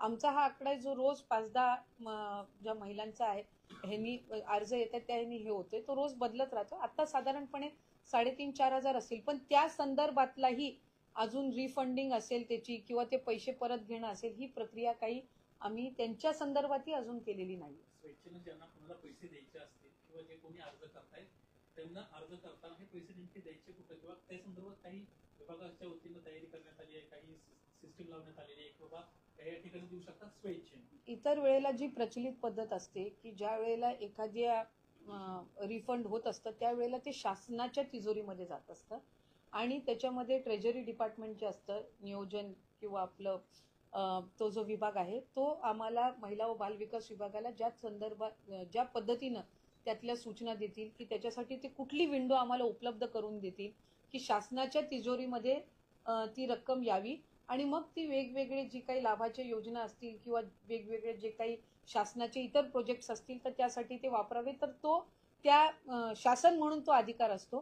तर ती जी विंडो आम्हाला उपलब्ध करून देतील त्या पद्धतीने ती प्रक्रिया होईल. पण अद्याप तरी ज्यांनी व्हॉलेंटरीली आमच्याकडे अर्ज दिलेले आहेत त्यांच्या संदर्भातली पण ही प्रोसिजर अद्यापही सुरू झालेली नाही. एखाद्या महिलेने पैसे रिटर्न दिलेत का? हे साधारणपणे अर्ज दिलेले आहेत, ऍप्लिकेशन दिलेले आहेत, त्याच्या संदर्भातली त्यांनी कारणं जोडलेली आहेत आणि त्या संदर्भातलं जे काही स्क्रुटिनी आहे ते स्थानिक पातळीवर सुरू आहे. ताई, आणखी एक मुद्दा होता जर आपण त्यावर बोला. भरतशेठ भोगवले यांचं एक वक्तव्य असं आलेलं आहे ज्याच्यात ते म्हणतायत की अदिती तटकरे यांना आम्ही जिंकूनच आणायला नको होतं, म्हणजे पालकमंत्र्यांचा वाद जो सुरू आहे तो उद्भवलाच नसता. हे मला असं वाटतंय की साधारणपणे अशा पद्धतीचे वक्तव्य हे करणं माझ्यासाठी सुद्धा ते आश्चर्यजनकच आहे. कारण शेवटी मी आज ज्या मताधिक्याने निवडून आलेली आहे त्याच्यामध्ये महायुतीचे नेतृत्व असतील, देवेंद्रजी फडणवीस साहेब आहेत, एकनाथजी शिंदे साहेब आहेत, आमचे पक्षाचे अध्यक्ष अजितदादा असतील, ज्यांच्या तिघांच्या नेतृत्वाखाली आम्ही निवडणूक लढवलेली आहे आणि आम्ही सगळ्यांनी एकमेकांसाठी काम केलेलं आहे. एकमेकांसाठी जर कामच केलं नसतं तर इतकं मताधिक्य किंवा इतकं मेंडेट हे महायुतीला मिळालंच नसतं. शेवटी घटक पक्ष म्हणून आम्ही एकमेकांसाठी काम केलेलं आहे. महायुतीचा उमेदवार निवडून यावा ह्यासाठी आम्ही सगळ्या पक्षांनी, राष्ट्रवादी काँग्रेस पक्ष असो, शिंदे साहेबांच्या नेतृत्वाखाली शिवसेना पक्ष असो किंवा भारतीय जनता पक्ष असो किंवा RPI असो, आमचे घटक पक्ष असो, आम्ही सगळ्यांनी एकजुटीने काम केलेलं आहे आणि म्हणून आज आम्ही 237 जे काही मॅन्डेट आहे ते महायुतीला त्या निमित्ताने मिळालेलं आहे. त्याच्यामुळे आता त्याचं मूल्यमापन करणं, आता 5 वर्षांनी ज्या वेळेला निवडणुका येईल त्यावेळेला त्या संदर्भातलं जे काही मूल्यमापन ते आहे ते होईल. आता आम्ही सगळेजण निवडून आलेलो आहे आणि आम्हाला पुढची 5 वर्ष एकत्रितपणाने काम करायचंय. कुठेही शासनाचं महायुतीचं नाव खराब होणार नाही. आपल्या मुख्यमंत्री आज देवेंद्रजी फडणवीस साहेब हे दावोसला गेलेले आहेत. ते महाराष्ट्राचं प्रतिनिधित्व करायला, तिथं अधिकाधिक आपल्याकडे इन्व्हेस्टमेंट यावी, आपल्या इथं रोजगार निर्मिती व्हावी, आपलं रिप्रेझेंटेशन करायला ते तिकडे गेलेले आहेत आणि ते आमच्या सगळ्यांचं प्रतिनिधित्व त्या ठिकाणी तिथं करतायत. आणि अशा वेळेला आम्ही कुठल्या वेगवेगळ्या गोष्टींच्या संदर्भातले काही कुरघोड्या आणि मूल्यमापन करून काय झालं, काय होऊ शकलं असतं, ह्या संदर्भातल्या खटाटोपमध्ये पडण्यापेक्षा आपल्याला पुढच्या 5 वर्षांमध्ये राज्याला पुढे न्यायचंय, महायुतीच्या सरकारच्या माध्यमातून न्यायचंय. मला वाटतं त्या विषयाला जर आपण जास्ती महत्त्व दिलं आम्ही, तर मला वाटतं निश्चितपणाने ते योग्य राहील. आम्हाला इतक्या मोठ्या पद्धतीनं लँडस्लाईड विक्ट्री लोकांनी दिलेली आहे. शेवटी जनतेसमोर आपण काय उदाहरण ठेवतोय, जनतेला कुठेही वाटायला नको की बाबा यांना आपण का निवडून दिलं. या गोष्टीचा आम्ही जास्त विचार करणं गरजेचं आहे. काही आपल्या पालकमंत्रीपदाला जी स्थगिती देण्यात आली, याच्यामागची कारण काय आहेत ही आपल्यापर्यंत पोहोचली आहेत का सरकार? नाही, मला वाटतं ती कारणं मला माध्यमांच्याकडूनच पोहोचलेली आहेत, जे काही 3-4 दिवसापासून चाललेलं आहे त्या संदर्भात. आणि आमची एक भूमिका त्याच्यामध्ये आहे की राज्याचे मुख्यमंत्री देवेंद्रजी फडणवीस साहेब आत्ता राज्यामध्ये नाही आहेत आणि मंत्री म्हणून किंवा साधारणपणे महायुतीच्या सरकारमधले घटक म्हणून आमच्या सगळ्यांची जबाबदारी आहे की ज्या वेळेला ते महाराष्ट्राचं प्रतिनिधित्व तिथं करतायत त्यावेळेला शेवटी कुठल्याही पालकमंत्री असो इतर काही असो त्याच्यावरनं इथं वातावरण दूषित करणं ते तिथं बाहेर असताना आज अजितदादा सुद्धा त्यांच्या बजेटच्या संदर्भातल्या ज्या वेगवेगळ्या खात्याच्या मंत्र्यांसोबत त्या ठिकाणी त्यांचा आढावा चालू आहे. शिंदे साहेब सुद्धा आता KEM हॉस्पिटलला सकाळी त्यांची व्हिजिट झाली, त्या संदर्भातला त्या आढावा घेत आहेत. मी मंत्री म्हणून इथं असेल किंवा इतर आमचे मंत्री असतील, आमच्या सगळ्यांची ही जबाबदारी आहे की ते आमचं प्रतिनिधित्व तिथं करत असताना आम्ही या ठिकाणी वातावरण एक जे आहे ते सलोख्याचं चांगल्या पद्धतीनं ठेवणं. त्याच्यामुळे पालकमंत्री पदाचं जे काही आहे स्थगिती आहे ज्या ते मुख्यमंत्री आणि तिन्ही आमचे जे नेते आहेत ते त्या संदर्भातला योग्य तो निर्णय घेतील. त्याच्यामुळे त्याच्यामध्ये मी काही फारसा वेळ घालवणं किंवा टीकाटिप्पणी करणं हे अपेक्षितही नाही आणि मला असं वाटतं की माझ्याकडून ते होणं एक जबाबदार मंत्री म्हणून ते योग्यही नाही. जिल्ह्यात आमच्या असताना सुद्धा आम्हाला आमच्या पक्षाला पालकमंत्री पद दिलं जात नाही, हा आमच्यावरचा अन्याय आहे आणि कुठेतरी घराणेशाहीचा आरोप करण्यात येतोय. एक तर याच्यामध्ये आहे की आम्ही सगळेच निवडून आलेलो आहोत. आज काही आम्ही घराणेशाही आणि हा विषय तर त्याच्यामध्ये असूच शकत नाही, कारण आम्हाला लोकांनी निवडून दिलेला आहे. आम्हाला मायबाप जनतेने ह्या ठिकाणी बसवलेलं आहे आणि आमच्या नेतृत्वाने ती आम्हाला जबाबदारी दिलेली आहे. त्याच्यामुळे पालकमंत्री तिथल्या जिल्ह्याच्या मंत्र्याला असं वाटत असतं की त्यांनी पालकमंत्री व्हावं. ती इच्छा व्यक्त करण्यामध्ये काहीही वावगं नाही, पण ती इच्छा व्यक्त करत असताना ती कशा प्रकारे आपण करतो ह्याला मला वाटते जास्ती या ठिकाणी महत्त्व देणं गरजेचं आहे. आज असे अनेक जिल्हे आहेत ज्या जिल्ह्यांना स्वतःचे, जिथं आमचे पण मंत्री आहेत त्यांना तिथलं पालकमंत्रीपद नाही मिळालेलं आहे. ज्या वेळेला 3 पक्ष एकत्रितपणाने काम करत असतात, महायुती म्हणून आम्ही काम करत असतो, त्यावेळेला कुठं ना कुठं तरी काही ना काही ऍडजस्टमेंट तडजोडी या येतच असतात. आता आमचेही बऱ्याच ठिकाणी मंत्री आहेत, लातूरमध्ये आहेत, कोल्हापूरमध्ये आहेत, नाशिकमध्ये तर 7 आमदार आणि 2 मंत्री आहेत राष्ट्रवादी काँग्रेस पक्षाचे. पण एक संयुक्तिक निर्णय झाला आणि त्यातून ज्यांना पालकमंत्री पदाची जबाबदारी तिथे देण्यात आली, कोल्हापूरची शिवसेनेच्या आंबेडकर मला वाटते मंत्री आहेत त्यांना देण्यात आलेले. तिथे आमचे मुश्रीफ साहेब सिनियर मंत्री आहेत, 5 का 6वी टर्म आहे त्यांची. पण ज्या वेळेला लातूरला आमचे बाबासाहेब पाटील मंत्री झालेले आहेत, साताऱ्याला मकरंदाबा मंत्री झालेले आहेत, तिथे भारतीय जनता पक्षाचे सुद्धा 2 आहेत, शिवेंद्रराजे मंत्री झालेले आहेत आणि जयकुमारजी आहेत. पण तरी सुद्धा शंभूराज तिथं पालकमंत्री झालेले आहेत. त्याच्याबाबत काय आमचं म्हणणं नाहीये. शेवटी महायुतीचे ज्या वेळेला नेतृत्व बसतात आणि ते काही संयुक्त निर्णय घेतात, तो निर्णय मान्य करणं कोणाच्याही बाजूने असो तरी मान्य करणं ही त्या ठिकाणी आमची जबाबदारी आहे. त्यांनी बसून निर्णय घेतलेले आहेत म्हणजे काही ना काही कारणं त्या संदर्भातली आहेत आणि महायुतीमध्ये आपण आहोत तर सगळ्यांचं काही समाधान होऊ शकत नसतं. शेवटी कुठं ना कुठं तरी ऍडजस्टमेंट करूनच, जसं संसार चालवत असताना सुद्धा नवरा बायकोला ऍडजस्ट करूनच तो चालवावा लागत असतो, तसं महायुतीमध्ये सुद्धा काही ना काही ऍडजस्टमेंट्स आपल्याला कराव्याच लागत असतात. माझी स्वतःची भूमिका आहे की पालकमंत्रीपद हा एक भाग झाला, हा मंत्रिपदातल्या किंवा महायुतीच्या संबंध कामकाजामधला एक घटक आहे. हे काही संपूर्ण महायुतीच्या सरकारचं कामकाज नाहीये. त्याच्यामुळे आज मंत्री म्हणून मी महिला व बालविकास विभागाची मंत्री म्हणून काम करते. 2 वर्ष मी जिल्ह्याची पालकमंत्री नव्हती. मी त्या संदर्भातली कधी मागणी किंवा कधी त्या संदर्भातली माझ्याकडनं कधी हेही झालं नाही. उदय सामंत साहेब आमचे पालकमंत्री होते. आम्ही त्यांच्या नेतृत्वाखाली जिल्ह्यामध्ये काम करत होतो, चांगल्या पद्धतीनं काम करत होतो. कधी त्या संदर्भातली एक छोटीशीही तक्रार ही 2 वर्षाच्या कालावधीमध्ये आली नाही. त्यामुळे त्यांनी चांगल्या पद्धतीनं आमचा जिल्हा सांभाळला. आम्हाला सगळ्यांनी चांगल्या पद्धतीनं त्यांनी जिल्ह्याचं प्रतिनिधित्व केलं. आत्ता 5 वर्षाच्या साठी आम्ही काम करत आहोत. मी मंत्री म्हणून काम करते, भरत शेठ मंत्री आहेत, तिथं पलीकडे योगेश कदमजी असतील, उदय सामंत साहेब आहेत, पलीकडे नितेश राणेजी आहेत. त्यामुळे हा एक भाग झाला. पण मंत्री म्हणून कोकणाला पहिल्यांदाच 5 मंत्रिपदं मिळालेली आहेत आणि त्याच्यामध्ये कोकण आपण किती विकासात्मक दृष्टीने पुढे घेऊन जातो, माझ्या दृष्टिकोनातून हा मुद्दा जास्ती महत्त्वपूर्ण आहे. आपण जर आपापसात मतभेद आणि भानगडी करूनच जर लोकांपुढे ती उदाहरणं ठेवत राहिलो तर जनता ही आपल्याला त्या पद्धतीनं त्यांना काही ह्या अशा पद्धतीच्या काही कुरघोड्या प्रत्येक वेळेला आवडत नसतात. त्याच्यामुळे आम्ही त्याच्यातनं अलिप्त राहतो. आम्ही ज्या राजकीय संस्कृतीतून येतो ते मला अशा पद्धतीची काही शिकवण नाही की मी त्याच्या संदर्भात येऊन प्रसारमाध्यमांमध्ये बोलावं. त्यामुळे माझा राज्याचे मुख्यमंत्री देवेंद्रजी फडणवीस साहेब, आदरणीय शिंदे साहेब आणि अजितदादा यांच्या नेतृत्वावर विश्वास आहे.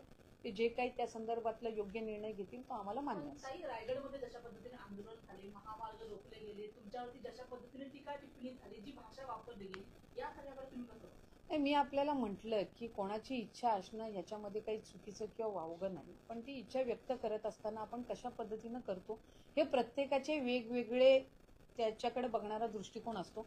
त्यांचा तसा असेल, माझा तसा नाहीये. हा इतकाच फरक आहे, बाकी काही नाही. लाडक्या बहिणींना 21 रुपये तुम्ही देणार म्हणजे अशा पद्धतीचा घटक पक्षांमधल्या लोकांचा हे होता दावा होता की निवडणुकीच्या हालचाल काहीच दिसत नाही आणि देशमुखांना सवाल उपस्थित केलाय. नाही, एक तर कसं आहे की विरोधकांनी नेहमी या योजनेवर टीकाच केलेली आहे. त्याच्यामुळे मी विरोधक काय त्याच्या संदर्भात बोलतायत. आम्ही ज्या वेळेला 1500 द्यायला सुरुवात केली तेव्हा ते म्हणत होते की राज्याच्या तिजोरीवर याचा किती मोठा परिणाम होणार आहे, अमुक होणार आहे, तमुक होणार आहे, महिलांना त्याचा लाभ मिळणारच नाही. पण त्यांनी त्यांचा जाहीरनामा करताना महिलांना 3000 देणार असं घोषित केलं होतं. ते कुठनं देणार होते आम्हाला माहित नाही. जर 1500 तिजोरीवर जर इतका मोठा परिणाम झाला असेल तर आमची महायुतीची सरकार म्हणून मुख्यमंत्री देवेंद्रजी फडणवीस साहेब, दोन्ही उपमुख्यमंत्री यांच्या नेतृत्वाखाली आमचं एक हे आहे की लाडकी बहीण योजना ही माझ्या माता भगिनींसाठी, गरजू महिलांसाठी चालू राहिली पाहिजे. हे आमचं प्रथम प्राधान्य आहे. ज्या वेळेला मुख्यमंत्री पदाची शपथ ही आदरणीय देवेंद्र फडणवीस साहेबांनी घेतली त्यावेळेला पहिल्याच त्यांच्या पत्रकार परिषदेमध्ये त्यांनी नमूद केलेलं आहे की आम्ही आमच्या जाहीरनामा हा 5 वर्षाच्या कालावधीसाठी असतो. तर त्या संदर्भातला योग्य तो निर्णय जो आहे, आम्ही काही त्याच्यात खोटं आश्वासन दिलेलं नाहीये.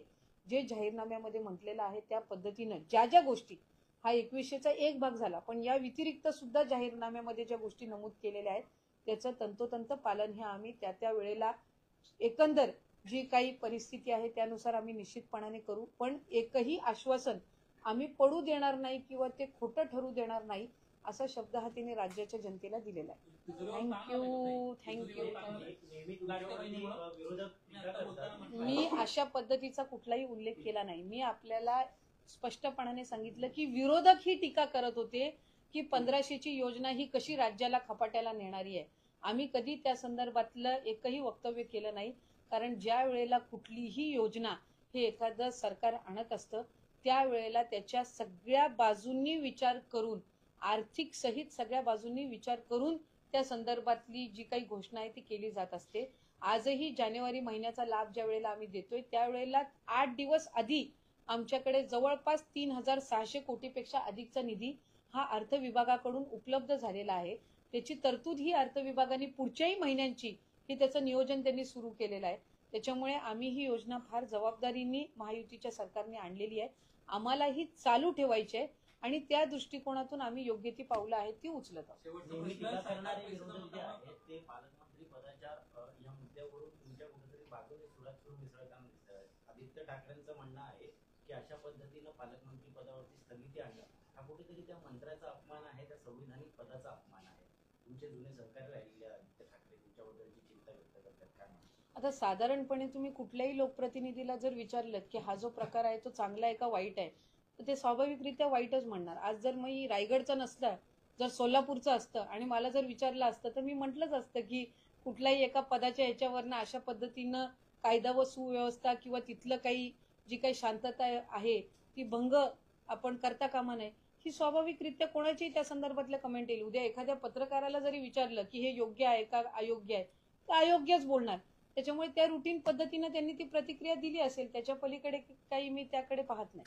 संविधानाच्या आधी हा तोडगा कुठे- मला माहित नाही. मी आपल्याला म्हटलं की राज्याचे मुख्यमंत्री आणि आमचे जे वरिष्ठ नेते आहेत ते त्या संदर्भामध्ये बसतील आणि त्या संदर्भामध्ये ते जे काही योग्य तो निर्णय घेतील तो आम्हाला पाहायला मिळत आहे.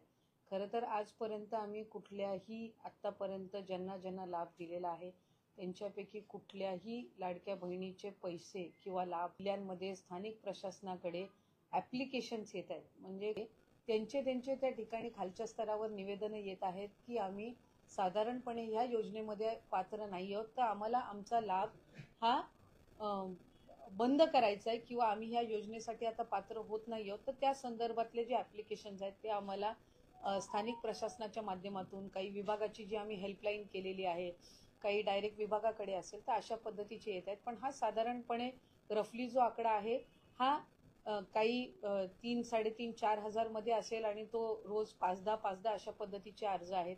काही याच्यामधले डोमेसाईलचे आहेत, म्हणजे आता लग्न होऊन जर इतर राज्यात किंवा आत्ता वाढलेला असेल, काहींनी आत्ता कदाचित 4 चाकी वाहनं घेतलेली असतील, त्यावेळेला कदाचित दुचाकी वाहनच असतील, सरकारी नोकरी काहींना लागलेली आहे. तर अशा पद्धतीनं वेगवेगळ्या कारणांनी त्यांनी खाली वेगवेगळ्या जे काही विंडोज आहेत त्याच्यामध्ये त्यांनी ऍप्लिकेशन केलेले आहेत. पण त्याच्यातूनही किंवा इतर जी काही आम्ही क्रॉस व्हेरिफिकेशन करत आहोत, कुठल्याही लाडक्या बहिणीचा लाभ हा आतापर्यंत शासनाने किंवा विभागाने परत घेतलेला नाहीये.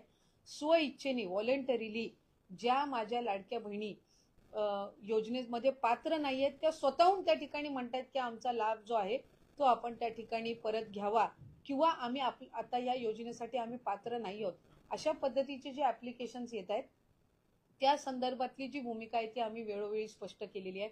ज्या माझ्या लाडक्या बहिणींना लाभ गेलेला आहे आतापर्यंत, म्हणजे किती 4 हफ्ते असतील, 5 हफ्ते असतील, काहींना 6, त्याच्यानंतर सप्टेंबर ऑक्टोबर महिन्याचा 9 ऑक्टोबरला दिलेला होता, डिसेंबर महिन्याचा आम्ही 25 ते 30 डिसेंबर दिलं होतं. आत्ता आम्ही जानेवारी महिन्याचा जो आहे आता उद्या परवामध्ये त्याची सुरुवात होईल आणि 26 जानेवारीच्या आत त्यांच्या खात्यामध्ये जमा होतील. त्याच्यामुळे कुठेही आम्ही आतापर्यंत कुठलाही लाभ हा रिफंड किंवा परत कुठल्याही अकाउंटमधनं घेतलेला नाहीये. याची आपल्या संदर्भामध्ये कुठलाही अशा पद्धतीचा निर्णय विभाग किंवा सरकारने घेतलेला नाहीये. त्यामुळे जे काही या संदर्भातला संभ्रम तयार करण्यात येतोय त्यामध्ये अजिबातही माझे कुठल्याही लाडकी बहिणीच्या लाभार्थ्यांनी त्या संभ्रमाला बळी पडू नये. आम्ही कोणाचाही लाभ आतापर्यंत परत घेतलेला नाहीये. त्या संदर्भातला कुठलाही निर्णय हा विभाग किंवा शासन स्तरावर झालेला नाहीये. ताई, आता जसं तुम्ही सांगितलं की आम्ही निर्णय घेतलेला नाही, परंतु प्रश्न असा आहे की येत्या काळामध्ये सुद्धा असा निर्णय म्हणजे स्वतःहून सरकार कोणाला पैसे परत मागणार नाही, ज्यांची इच्छा आहे त्यांनी परत करावं असंच धोरण पुढे पण अवलंबलं जाणार आहे. निश्चितपणाने, कारण आम्ही आता ज्या लाडक्या बहिणींनी लाभ घेतलेला आहे, शेवटी साधारणपणे आपण लक्षात घ्या की आम्ही 2 किंवा 3 महिन्याच्या गॅपनी लाभ दिलेला आहे. आत्ता डिसेंबरचा 1 महिन्याचाच लाभ गेलाय किंवा जानेवारीचा आता जाणार आहे तो जानेवारी महिन्याचाच लाभ जाणार आहे. पण याच्या आधी 9 ऑक्टोबरला जो आम्ही लाभ दिला होता तो सप्टेंबर आणि ऑक्टोबरचा मिळून होता, किंवा जो ऑगस्ट महिन्यामध्ये दिला तो जुलै आणि ऑगस्टचा मिळून होता. त्यामुळे 2-2, 3-3 महिन्याचे लाभ गेलेले आहेत. काहींचे व्हेरिफिकेशन स्क्रुटिनी होऊन जो 3 महिन्याचा कालावधी लागलाय त्यांना कदाचित 3 महिन्याचा एकत्र लाभ सुद्धा ऑक्टोबर महिन्यामध्ये मिळालेला आहे. आणि मग त्यावेळेला त्यांच्या काही लक्षात आलेलं आहे की बाबा आपलं काही ड्युप्लिकेशन झालेलं आहे अकाउंटचं. काहींचा आधार कार्ड त्यांच्या मुलाचा त्यांनी नंबर दिलेला स्थानिक पातळीवर असेल पण नाव त्यांचं दिलेलं होतं, तर अशा पद्धतीचं काही झालेलं आहे. आणि ही मुख्यमंत्री लाडकी बहीण ही काही एकमेव योजना नाहीये जे अशा पद्धतीचं क्रॉस व्हेरिफिकेशन किंवा स्क्रुटिनी करणारं. ही नवीन योजना आहे, 4-5 महिनेच झालेत योजना सुरू होऊन. म्हणून त्या संदर्भातले वेगवेगळे जे काही संभ्रम आहेत किंवा ज्या काही अफवा आहेत ते पसरवण्याचं काम होतंय. शासनाची आतापर्यंत कुठल्याही विभागाची तुम्ही कुठलीही योजना जर घेतलीत तर त्याचं सालाबाद प्रमाणे स्क्रुटिनी किंवा क्रॉस व्हेरिफिकेशन होतच असतं. तुम्ही संजय गांधी निराधार योजना जर घेतलीत तर त्याचं सुद्धा वर्षातून एकदा त्याचं क्रॉस व्हेरिफिकेशन होत असतं. कोण पात्र आहेत, कोण अपात्र आहेत. तसं सिलेंडरचं असेल, सबसिडीचं असेल किंवा तुमची नमो शेतकरी असेल, वेगवेगळ्या योजनांची जी आहे ती वर्षभरामध्ये एकदा तरी स्क्रुटिनी होतच असते. ही रुटीन प्रोसिजर आहे. ही काही जगावेगळी किंवा प्रचलित नसणारी किंवा नवीन आणलेली काही ही प्रक्रिया नाहीये. योजना नवीन असल्यामुळे, हे पहिलंच वर्ष असल्यामुळे त्या संदर्भातला संभ्रम हा निर्माण करण्यात येतोय.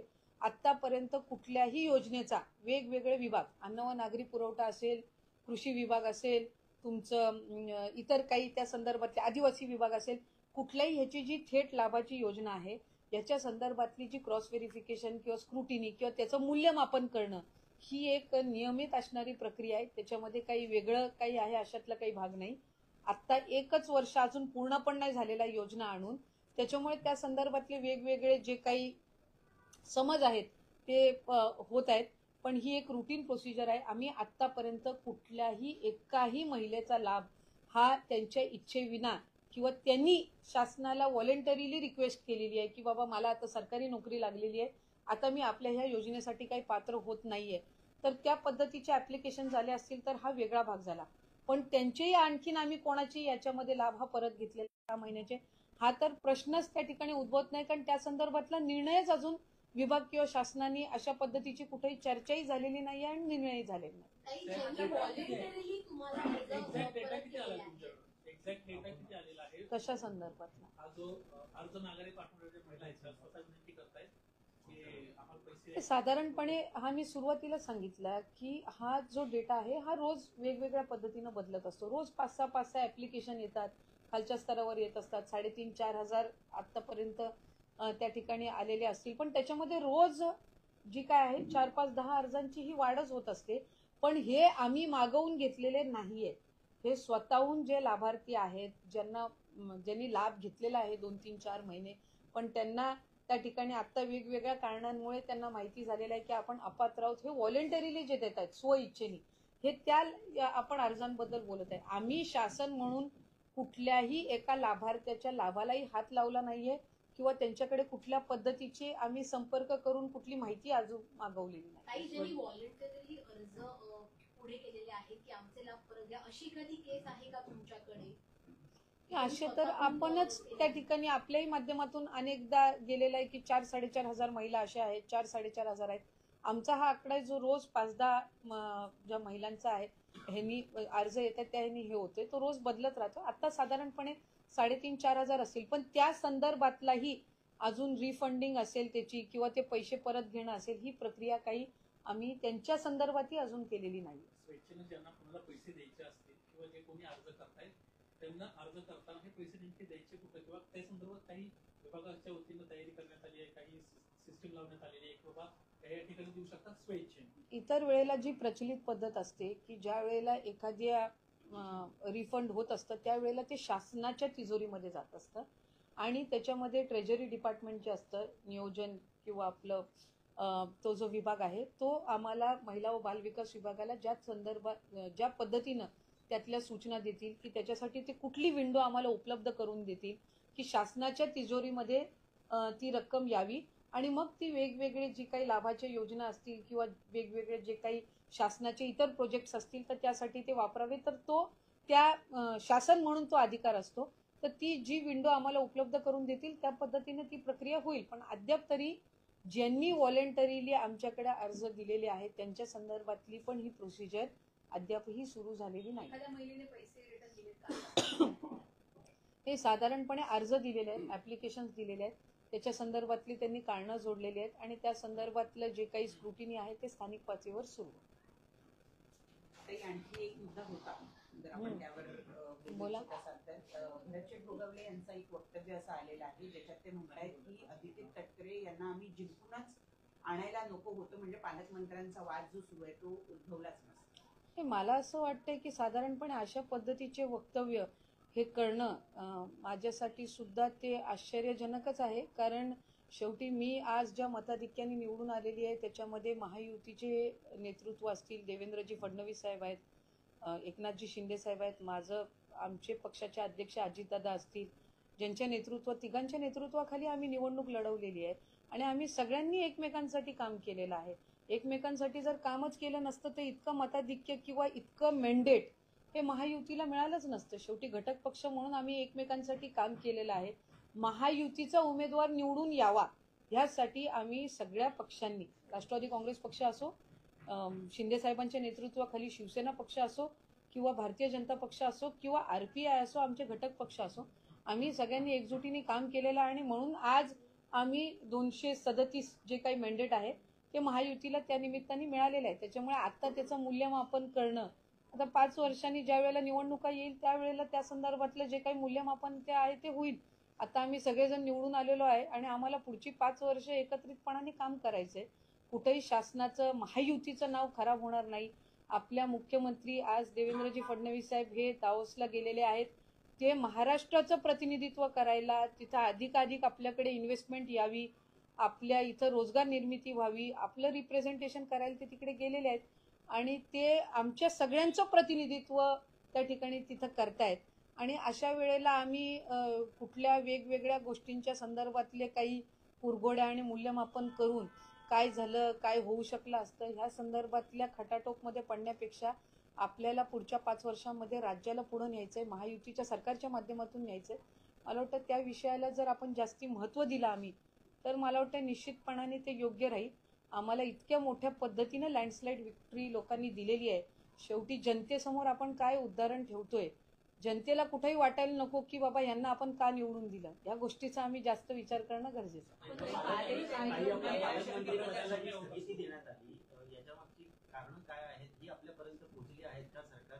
नाही, मला वाटतं ती कारणं मला माध्यमांच्याकडूनच पोहोचलेली आहेत, जे काही 3-4 दिवसापासून चाललेलं आहे त्या संदर्भात. आणि आमची एक भूमिका त्याच्यामध्ये आहे की राज्याचे मुख्यमंत्री देवेंद्रजी फडणवीस साहेब आत्ता राज्यामध्ये नाही आहेत आणि मंत्री म्हणून किंवा साधारणपणे महायुतीच्या सरकारमधले घटक म्हणून आमच्या सगळ्यांची जबाबदारी आहे की ज्या वेळेला ते महाराष्ट्राचं प्रतिनिधित्व तिथं करतायत त्यावेळेला शेवटी कुठल्याही पालकमंत्री असो, इतर काही असो, त्याच्यावरनं इथं वातावरण दूषित करणं, ते तिथं बाहेर असताना आज अजितदादा सुद्धा त्यांच्या बजेटच्या संदर्भातल्या ज्या वेगवेगळ्या खात्याच्या मंत्र्यांसोबत त्या ठिकाणी त्यांचा आढावा चालू आहे.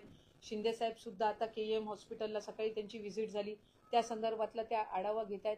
मी मंत्री म्हणून इथं असेल किंवा इतर आमचे मंत्री असतील, आमच्या सगळ्यांची ही जबाबदारी आहे की ते आमचं प्रतिनिधित्व तिथं करत असताना आम्ही या ठिकाणी वातावरण एक जे आहे ते सलोख्याचं चांगल्या पद्धतीनं ठेवणं. त्याच्यामुळे पालकमंत्री पदाचं जे काही आहे स्थगिती आहे, ज्या ते मुख्यमंत्री आणि तिन्ही आमचे जे नेते आहेत ते त्या संदर्भातला योग्य तो निर्णय घेतील. त्याच्यामुळे त्याच्यामध्ये मी काही फारसा वेळ घालवणं किंवा टीकाटिप्पणी करणं हे अपेक्षितही नाही आणि मला असं वाटतं की माझ्याकडून ते होणं एक जबाबदार मंत्री म्हणून ते योग्यही नाही. सुद्धा आम्हाला आमच्या पक्षाला पालकमंत्री पद दिलं जात नाही, हा आमच्यावरचा अन्याय आहे आणि कुठेतरी घराणेशाहीचा आरोप करण्यात येतोय. एक तर याच्यामध्ये आहे की आम्ही सगळेच निवडून आलेलो आहोत. आज काय आम्ही घराणेशाही आणि हा विषय तर त्याच्यामध्ये असूच शकत नाही, कारण आम्हाला लोकांनी निवडून दिलेला आहे. आम्हाला मायबाप जनतेने ह्या ठिकाणी बसवलेलं आहे आणि आमच्या नेतृत्वाने ती आम्हाला जबाबदारी दिलेली आहे. त्याच्यामुळे पालकमंत्री तिथल्या जिल्ह्याच्या मंत्र्याला असं वाटत असतं की त्यांनी पालकमंत्री व्हावं. ती इच्छा व्यक्त करण्यामध्ये काहीही वावगं नाही, पण ती इच्छा व्यक्त करत असताना ती कशा प्रकारे आपण करतो ह्याला मला वाटते जास्ती या ठिकाणी महत्त्व देणं गरजेचं आहे. आज असे अनेक जिल्हे आहेत ज्या जिल्ह्यांना स्वतःचे, जिथं आमचे पण मंत्री आहेत त्यांना तिथलं पालकमंत्रीपद नाही मिळालेलं आहे. ज्या वेळेला 3 पक्ष एकत्रितपणाने काम करत असतात, महायुती म्हणून आम्ही काम करत असतो, त्यावेळेला कुठं ना कुठं तरी काही ना काही ऍडजस्टमेंट, तडजोडी या येतच असतात. आता आमचेही बऱ्याच ठिकाणी मंत्री आहेत, लातूरमध्ये आहेत, कोल्हापूरमध्ये आहेत, नाशिकमध्ये तर 7 आमदार आणि 2 मंत्री आहेत राष्ट्रवादी काँग्रेस पक्षाचे. पण एक संयुक्तिक निर्णय झाला आणि त्यातून ज्यांना पालकमंत्री पदाची जबाबदारी तिथं देण्यात आली, कोल्हापूरची शिवसेनेच्या आंबेडकर मला वाटते मंत्री आहेत, त्यांना देण्यात आलेले. तिथं आमचे मुश्रीफ साहेब सिनियर मंत्री आहेत, 5 का 6वी टर्म आहे त्यांची. पण ज्या वेळेला लातूरला आमचे बाबासाहेब पाटील मंत्री झालेले आहेत, साताऱ्याला मकरंदाबा मंत्री झालेले आहेत, तिथे भारतीय जनता पक्षाचे सुद्धा 2 आहेत, शिवेंद्रराजे मंत्री झालेले आहेत आणि जयकुमारजी आहेत. पण तरी सुद्धा शंभूराज तिथं पालकमंत्री झालेले आहेत. त्याच्याबाबत काय आमचं म्हणणं नाहीये. शेवटी महायुतीचे ज्या वेळेला नेतृत्व बसतात आणि ते काही संयुक्त निर्णय घेतात, तो निर्णय मान्य करणं कोणाच्याही बाजूने असो, तरी मान्य करणं ही त्या ठिकाणी आमची जबाबदारी आहे. त्यांनी बसून निर्णय घेतलेले आहेत म्हणजे काही ना काही कारणं त्या संदर्भातली आहेत. आणि महायुतीमध्ये आपण आहोत तर सगळ्यांचं काही समाधान होऊ शकत नसतं. शेवटी कुठं ना कुठं तरी ऍडजस्टमेंट करूनच, जसं संसार चालवत असताना सुद्धा नवरा बायकोला ऍडजस्ट करूनच तो चालवावा लागत असतो, तसं महायुतीमध्ये सुद्धा काही ना काही ऍडजस्टमेंट्स आपल्याला कराव्याच लागत असतात. माझी स्वतःची भूमिका आहे की पालकमंत्रीपद हा एक भाग झाला. हा मंत्रिपदातल्या किंवा महायुतीच्या संबंध कामकाजामधला एक घटक आहे. हे काही संपूर्ण महायुतीच्या सरकारचं कामकाज नाहीये. त्याच्यामुळे आज मंत्री म्हणून मी महिला व बालविकास विभागाची मंत्री म्हणून काम करते. 2 वर्ष मी जिल्ह्याची पालकमंत्री नव्हती. मी त्या संदर्भातली कधी मागणी किंवा कधी त्या संदर्भातली माझ्याकडनं कधी हेही झालं नाही. उदय सामंत साहेब आमचे पालकमंत्री होते. आम्ही त्यांच्या नेतृत्वाखाली जिल्ह्यामध्ये काम करत होतो, चांगल्या पद्धतीने काम करत होतो. कधी त्या संदर्भातली एक छोटीशीही तक्रार ही 2 वर्षाच्या कालावधीमध्ये आलीही नाही. त्यामुळे त्यांनी चांगल्या पद्धतीनं आमचा जिल्हा सांभाळला. आम्हाला सगळ्यांनाही चांगल्या पद्धतीनं त्यांनी जिल्ह्याचं प्रतिनिधित्व केलं. आत्ता 5 वर्षाच्या साठी आम्ही काम करत आहोत. मी मंत्री म्हणून काम करते, भरत शेठ मंत्री आहेत, तिथं पलीकडे योगेश कदमजी असतील, उदय सामंत साहेब आहेत, पलीकडे नितेश राणेजी आहेत. त्यामुळे हा एक भाग झाला. पण मंत्री म्हणून कोकणाला पहिल्यांदाच 5 मंत्रीपदं मिळालेली आहेत. आणि त्याच्यामध्ये कोकण आपण किती विकासात्मक दृष्टीने पुढे घेऊन जातो, माझ्या दृष्टिकोनातून हा मुद्दा जास्ती महत्त्वपूर्ण आहे. आपण जर आपापसात मतभेद आणि भानगडी करूनच जर लोकांपुढे ती उदाहरणं ठेवत राहिलो तर जनता ही आपल्याला त्या पद्धतीनं त्यांना काही ह्या अशा पद्धतीच्या काही कुरघोड्या प्रत्येक वेळेला आवडत नसतात. त्याच्यामुळे आम्ही त्याच्यातनं अलिप्त राहतो. आम्ही ज्या राजकीय संस्कृतीतून येतो ते मला अशा पद्धतीची काही शिकवण नाही की मी त्याच्या संदर्भात येऊन प्रसारमाध्यमांमध्ये बोलावं. त्यामुळे माझा राज्याचे मुख्यमंत्री देवेंद्रजी फडणवीस साहेब, आदरणीय शिंदे साहेब आणि अजितदादा यांच्या नेतृत्वावर विश्वास आहे. ते जे काही त्या संदर्भातला योग्य निर्णय घेतील तो आम्हाला मान्य पण असेल. ताई, रायगडमध्ये जशा पद्धतीने आंदोलन झाले, महामार्ग रोखले गेले, तुमच्यावरती जशा पद्धतीने टीका टिप्पणी झाली, जी भाषा वापरली गेली, या सगळ्याकडे तुम्ही कसं बघता? मी आपल्याला म्हटलं की कोणाची इच्छा असणं ह्याच्यामध्ये काही चुकीचं किंवा वावगं नाही. पण ती इच्छा व्यक्त करत असताना आपण कशा पद्धतीनं करतो हे प्रत्येकाचे वेगवेगळे त्याच्याकडे बघणारा दृष्टिकोन असतो. त्यांचा तसा असेल, माझा तसा नाहीये. हा इतकाच फरक आहे, बाकी काही नाही. लाडक्या बहिणींना 21 रुपये तुम्ही देणार म्हणजे हां. अशा पद्धतीचा घटक पक्षांमधल्या लोकांचा हे होता दावा होता इथे निवडणुकीच्या दरम्यान. हालचाल काहीच दिसत नाही. आणि देशमुखांना सवाल उपस्थित केलाय म्हणजे नाही, एक तर कसं आहे की विरोधकांनी नेहमी या योजनेवर टीकाच केलेली आहे. त्याच्यामुळे मी विरोधक काय त्याच्या संदर्भात बोलतायत, आम्ही ज्या वेळेला 1500 द्यायला सुरुवात केली तेव्हा ते म्हणत होते की राज्याच्या तिजोरीवर याचा किती मोठा परिणाम होणार आहे, अमुक होणार आहे, तमुक होणार आहे, महिलांना त्याचा लाभ मिळणारच नाही. पण त्यांनी त्यांचा जाहीरनामा करताना महिलांना 3000 देणार असं घोषित केलं होतं. ते कुठनं देणार होते आम्हाला माहित नाही. जर 1500नीच तिजोरीवर जर इतका मोठा परिणाम झाला असेल तर आमची महायुतीची सरकार म्हणून मुख्यमंत्री देवेंद्रजी फडणवीस साहेब, दोन्ही उपमुख्यमंत्री यांच्या नेतृत्वाखाली आमचं एक हे आहे की लाडकी बहीण योजना ही माझ्या माता भगिनींसाठी, गरजू महिलांसाठी चालू राहिली पाहिजे. हे आमचं प्रथम प्राधान्य आहे. ज्या वेळेला मुख्यमंत्री पदाची शपथ ही आदरणीय देवेंद्र फडणवीस साहेबांनी घेतली त्यावेळेला पहिल्याच त्यांच्या पत्रकार परिषदेमध्ये त्यांनी नमूद केलेलं आहे की आम्ही आमच्या जाहीरनामा हा 5 वर्षाच्या कालावधीसाठी असतो. तर त्या संदर्भातला योग्य तो निर्णय जो आहे, आम्ही काही त्याच्यात खोटं आश्वासन दिलेलं नाहीये. जे जाहीरनाम्यामध्ये म्हटलेलं आहे त्या पद्धतीनं ज्या गोष्टी, हा 2100चा एक भाग झाला, पण या व्यतिरिक्त सुद्धा जाहीरनाम्यामध्ये ज्या गोष्टी नमूद केलेल्या आहेत त्याचं तंतोतंत पालन हे आम्ही त्या वेळेला एकंदर जी काही परिस्थिती आहे त्यानुसार आम्ही निश्चितपणाने करू. पण एकही आश्वासन आम्ही पडू देणार नाही किंवा ते खोटं ठरू देणार नाही असा शब्द हा तिने राज्याच्या जनतेला दिलेला आहे. थँक्यू. मी अशा पद्धतीचा कुठलाही उल्लेख केला नाही. मी आपल्याला स्पष्टपणाने सांगितलं की विरोधक ही टीका करत होते की 1500ची योजना ही कशी राज्याला खपाट्याला नेणारी आहे. आम्ही कधी त्या संदर्भातलं एकही वक्तव्य केलं नाही. कारण ज्या वेळेला कुठलीही योजना हे एखादं सरकार आणत असतं त्यावेळेला त्याच्या सगळ्या बाजूंनी विचार करून, आर्थिक सहित सगळ्या बाजूंनी विचार करून त्या संदर्भातली जी काही घोषणा आहे ती केली जात असते. आजही जानेवारी महिन्याचा लाभ ज्या वेळेला आम्ही देतोय त्यावेळेला 8 दिवस आधी आमच्याकडे जवळपास 3600 कोटीपेक्षा अधिकचा निधी हा अर्थ विभागाकडून उपलब्ध झालेला आहे. त्याची तरतूद ही अर्थ विभागाने पुढच्याही महिन्यांची ही त्याचं नियोजन त्यांनी सुरू केलेलं आहे. त्याच्यामुळे आम्ही ही योजना फार जबाबदारीने महायुतीच्या सरकारने आणलेली आहे. आम्हाला ही चालू ठेवायची आहे. आणि त्या दृष्टिकोनातून आम्ही योग्य ती पावलं आहेत ती उचलत आहोत. शेवटचा नेहमी प्रश्न, टीका सरकार करणारे पैसे विरोधक जे देताना आहेत ते पालकमंत्री पदाच्या या मुद्द्यावरून तुमच्या कुठेतरी बाजूने सुरू मिसळताना दिसत आहेत. आदित्य ठाकरेंचं म्हणणं आहे की अशा पद्धतीनं पालकमंत्री पदावरती स्थगिती आणणं हा कुठेतरी त्या मंत्र्याचा अपमान आहे, त्या संविधानिक पदाचा अपमान आहे. तुमचे जुने सहकारी राहिलेले आदित्य ठाकरे तुमच्याबद्दलची चिंता व्यक्त करतात, काय म्हणतात? आता साधारणपणे तुम्ही कुठल्याही लोकप्रतिनिधीला जर विचारलं की हा जो प्रकार आहे तो चांगला आहे का वाईट आहे, तर ते स्वाभाविकरित्या वाईटच म्हणणार. आज जर मी रायगडचं नसलं, जर सोलापूरचं असतं आणि मला जर विचारलं असतं तर मी म्हटलंच असतं की कुठल्याही एका पदाच्या ह्याच्यावरनं अशा पद्धतीनं कायदा व सुव्यवस्था किंवा तिथलं काही जी काही शांतता आहे ती भंग आपण करता कामा नये. ही स्वाभाविकरित्या कोणाची त्या संदर्भातल्या कमेंट येईल. उद्या एखाद्या पत्रकाराला जरी विचारलं की हे योग्य आहे का अयोग्य आहे, तर अयोग्यच बोलणार. त्याच्यामुळे त्या रुटीन पद्धतीनं त्यांनी ती प्रतिक्रिया दिली असेल, त्याच्या पलीकडे काही मी त्याकडे पाहत नाही. संविधानाच्या आधी हा तोडगा मला माहित नाही. मी आपल्याला म्हटलं की राज्याचे मुख्यमंत्री आणि आमचे जे वरिष्ठ नेते आहेत ते त्या संदर्भामध्ये बसतील आणि त्या संदर्भामध्ये ते जे काही योग्य तो निर्णय घेतील तो आम्हाला पाहायला मिळत आहे. खरं तर आजपर्यंत आम्ही कुठल्याही आतापर्यंत ज्यांना ज्यांना लाभ दिलेला आहे त्यांच्यापैकी कुठल्याही लाडक्या बहिणीचे पैसे किंवा लाभ जिल्ह्यांमध्ये स्थानिक प्रशासनाकडे ऍप्लिकेशन्स येत आहेत. म्हणजे त्यांचे त्या ठिकाणी खालच्या स्तरावर निवेदनं येत आहेत की आम्ही साधारणपणे ह्या योजनेमध्ये पात्र नाही आहोत, तर आम्हाला आमचा लाभ हा बंद करायचा आहे किंवा आम्ही ह्या योजनेसाठी आता पात्र होत नाही आहोत. तर त्या संदर्भातले जे ऍप्लिकेशन्स आहेत ते आम्हाला स्थानिक प्रशासनाच्या माध्यमातून, काही विभागाची जी आम्ही हेल्पलाईन केलेली आहे, काही डायरेक्ट विभागाकडे असेल, तर अशा पद्धतीचे येत आहेत. पण हा साधारणपणे रफली जो आकडा आहे हा काही 3-3,5-4 हजार मध्ये असेल आणि तो रोज 5-10 अशा पद्धतीचे अर्ज आहेत.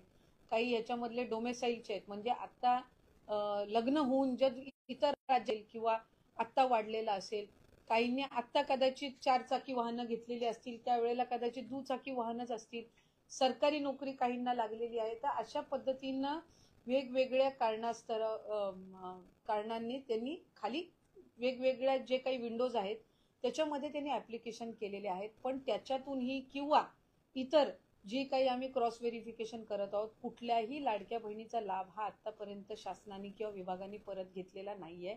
स्वइच्छेने व्हॉलेंटरीली ज्या माझ्या लाडक्या बहिणी योजनेमध्ये पात्र नाहीयेत त्या स्वतःहून त्या ठिकाणी म्हणतात की आमचा लाभ जो आहे तो आपण त्या ठिकाणी परत घ्यावा किंवा आम्ही आता या योजनेसाठी आम्ही पात्र नाही आहोत, अशा पद्धतीचे जे ऍप्लिकेशन्स येत आहेत त्या संदर्भातली जी भूमिका आहे ती आम्ही वेळोवेळी स्पष्ट केलेली आहे.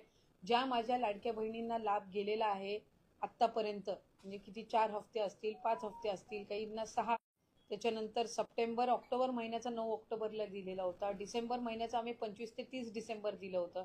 आत्ता आम्ही जानेवारी महिन्याचा जो आहे आता उद्या परवामध्ये त्याची सुरुवात होईल आणि 26 जानेवारीच्या आत त्यांच्या खात्यामध्ये जमा होतील. त्याच्यामुळे कुठेही आम्ही आतापर्यंत कुठलाही लाभ हा रिफंड किंवा परत कुठल्याही अकाउंटमधनं घेतलेला नाहीये. याची आपल्या संदर्भामध्ये कुठलाही अशा पद्धतीचा निर्णय विभाग किंवा सरकारने घेतलेला नाहीये. त्यामुळे जे काही या संदर्भातला संभ्रम तयार करण्यात येतोय त्यामध्ये अजिबातही माझ्या कुठल्याही लाडकी बहिणीच्या लाभार्थ्यांनी त्या संभ्रमाला बळी पडू नये. आम्ही कोणाचाही लाभ आतापर्यंत परत घेतलेला नाहीये. त्या संदर्भातला कुठलाही निर्णय हा विभाग किंवा शासन स्तरावर झालेला नाही. ताई, आता जसं तुम्ही सांगितलं की आम्ही निर्णय घेतलेला नाही, परंतु प्रश्न असा आहे की येत्या काळामध्ये सुद्धा असा निर्णय म्हणजे स्वतःहून सरकार कोणाला पैसे परत मागणार नाही, ज्यांची इच्छा आहे त्यांनी परत करावं असंच धोरण पुढे पण अवलंबलं जाणार आहे? निश्चितपणाने, कारण आम्ही आता ज्या लाडक्या बहिणींनी लाभ घेतलेला आहे, शेवटी साधारणपणे आपण लक्षात घ्या की आम्ही 2 किंवा 3 महिन्याच्या गॅपनी लाभ दिलेला आहे. आत्ता डिसेंबरचा 1 महिन्याचाच लाभ गेलाय किंवा जानेवारीचा आता जाणार आहे तो जानेवारी महिन्याचाच लाभ जाणार आहे.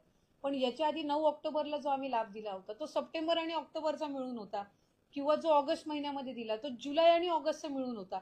त्यामुळे 2-2, 3-3 महिन्याचे लाभ गेलेले आहेत. काहींचे व्हेरिफिकेशन स्क्रुटिनी होऊन जो 3 महिन्याचा कालावधी लागलाय त्यांना कदाचित 3 महिन्याचा एकत्र लाभ सुद्धा ऑक्टोबर महिन्यामध्ये मिळालेला आहे. आणि मग त्यावेळेला त्यांच्या काही लक्षात आलेलं आहे की बाबा आपलं काही ड्युप्लिकेशन झालेलं आहे अकाउंटचं. काहींचा आधार कार्ड त्यांच्या मुलाचा त्यांनी नंबर दिलेला स्थानिक पातळीवर असेल पण नाव त्यांचं दिलेलं होतं. तर अशा पद्धतीचं काही झालेलं आहे. आणि ही मुख्यमंत्री लाडकी बहीण ही काही एकमेव योजना नाहीये. जे अशा पद्धतीचं क्रॉस व्हेरिफिकेशन किंवा स्क्रुटिनी करणारं, ही नवीन योजना आहे. 4-5 महिनेच झालेत योजना सुरू होऊन, म्हणून त्या संदर्भातले वेगवेगळे जे काही संभ्रम आहेत किंवा ज्या काही अफवा आहेत ते पसरवण्याचं काम होतंय. शासनाची आतापर्यंत कुठल्याही विभागाची तुम्ही कुठलीही योजना जर घेतलीत तर त्याचं सालाबाद प्रमाणे स्क्रुटिनी किंवा क्रॉस व्हेरिफिकेशन होतच असतं. तुम्ही संजय गांधी निराधार योजना जर घेतली तर त्याचं सुद्धा वर्षातून एकदा त्याचं क्रॉस व्हेरिफिकेशन होत असतं. कोण पात्र आहेत, कोण अपात्र आहेत. तसं सिलेंडरचं असेल, सबसिडीचं असेल किंवा तुमची नमो शेतकरी असेल, वेगवेगळ्या योजनांची जी आहे ती वर्षभरामध्ये एकदा तरी स्क्रुटिनी होतच असते. ही रुटीन प्रोसिजर आहे. ही काही जगावेगळी किंवा प्रचलित नसणारी किंवा नवीन आणलेली काही ही प्रक्रिया नाहीये. योजना नवीन असल्यामुळे, हे पहिलंच वर्ष असल्यामुळे त्या संदर्भातला संभ्रम हा निर्माण करण्यात येतोय.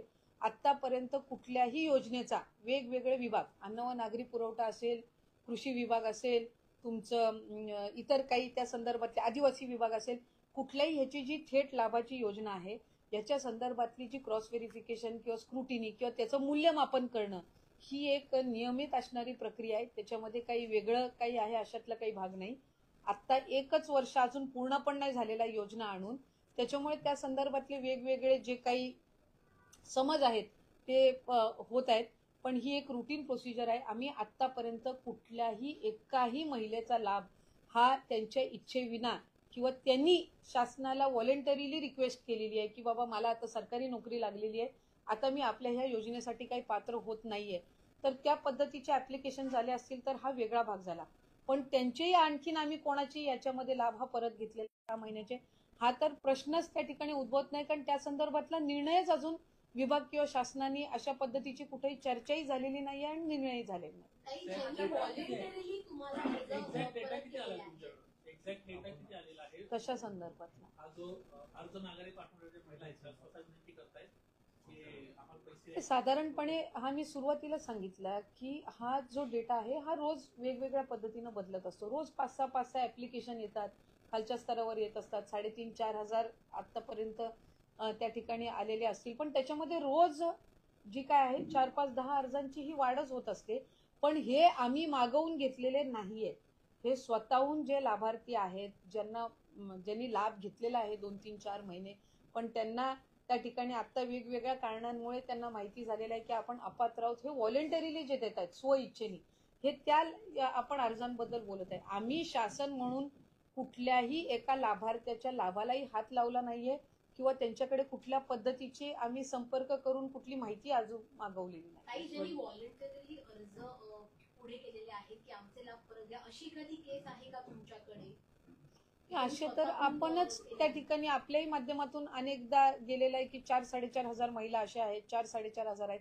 आमचा हा आकडा आहे जो रोज 5-10 ज्या महिलांचा आहे ह्यांनी अर्ज येतात त्या ह्यांनी हे होतोय, तो रोज बदलत राहतो. आता साधारणपणे 3,500-4 हजार असतील. पण त्या संदर्भातलाही अजून रिफंडिंग असेल त्याची किंवा ते पैसे परत घेणं असेल, ही प्रक्रिया काही आम्ही त्यांच्या संदर्भातही अजून केलेली नाही. स्वेच्छेने ज्यांना कोणाला पैसे द्यायचे असतील किंवा जे कोणी अर्ज करतायत त्यांना अर्ज करताना हे पैसे नेमके द्यायचे कुठं किंवा त्या संदर्भात काही विभागाच्या वतीनं तयारी करण्यात आली आहे, काही सिस्टीम लावण्यात आलेली आहे की बाबा या ठिकाणी देऊ शकतात स्वेच्छेने? इतर वेळेला जी प्रचलित पद्धत असते की ज्या वेळेला एखाद्या रिफंड होत असतं त्यावेळेला ते शासनाच्या तिजोरीमध्ये जात असतं आणि त्याच्यामध्ये ट्रेजरी डिपार्टमेंट जे असतं, नियोजन किंवा आपलं तो जो विभाग आहे तो आम्हाला महिला व बालविकास विभागाला ज्या पद्धतीनं त्यातल्या सूचना देतील की त्याच्यासाठी ते कुठली विंडो आम्हाला उपलब्ध करून देतील की शासनाच्या तिजोरीमध्ये ती रक्कम यावी आणि मग ती वेगवेगळे जी काही लाभाच्या योजना असतील किंवा वेगवेगळे जे काही शासनाचे इतर प्रोजेक्ट्स असतील तर त्यासाठी ते वापरावे, तर तो त्या शासन म्हणून तो अधिकार असतो. तर ती जी विंडो आम्हाला उपलब्ध करून देतील त्या पद्धतीने ती प्रक्रिया होईल. पण अद्याप तरी ज्यांनी व्हॉलेंटरीली आमच्याकडे अर्ज दिलेले आहेत त्यांच्या संदर्भातली पण ही प्रोसिजर अद्यापही सुरू झालेली नाही. एखाद्या महिलेने पैसे रिटर्न दिलेत का? हे साधारणपणे अर्ज दिलेले आहेत, ऍप्लिकेशन्स दिलेले आहेत, त्याच्या संदर्भातली त्यांनी कारणं जोडलेली आहेत आणि त्या संदर्भातलं जे काही स्क्रुटिनी आहे ते स्थानिक पातळीवर सुरू आहे. ताई, आणखी एक मुद्दा होता, जर आपण त्यावर बोला. भरतशेठ गोगावले यांचं एक वक्तव्य असं आलेलं आहे ज्याच्यात ते म्हणतायत की अदिती तटकरे यांना आम्ही जिंकूनच आणायला नको होतं, म्हणजे पालकमंत्र्यांचा वाद जो सुरू आहे तो उद्भवलाच नसता. मला असं वाटतंय की साधारणपणे अशा पद्धतीचे वक्तव्य हे करणं माझ्यासाठी सुद्धा ते आश्चर्यजनकच आहे. कारण शेवटी मी आज ज्या मताधिक्याने निवडून आलेली आहे त्याच्यामध्ये महायुतीचे नेतृत्व असतील, देवेंद्रजी फडणवीस साहेब आहेत, एकनाथजी शिंदे साहेब आहेत, माझं आमचे पक्षाचे अध्यक्ष अजितदादा असतील, ज्यांच्या तिघांच्या नेतृत्वाखाली आम्ही निवडणूक लढवलेली आहे आणि आम्ही सगळ्यांनी एकमेकांसाठी काम केलेलं आहे. एकमेकांसाठी जर कामच केलं नसतं तर इतकं मताधिक्य किंवा इतकं मेंडेट हे महायुतीला मिळालंच नसतं. शेवटी घटक पक्ष म्हणून आम्ही एकमेकांसाठी काम केलेलं आहे.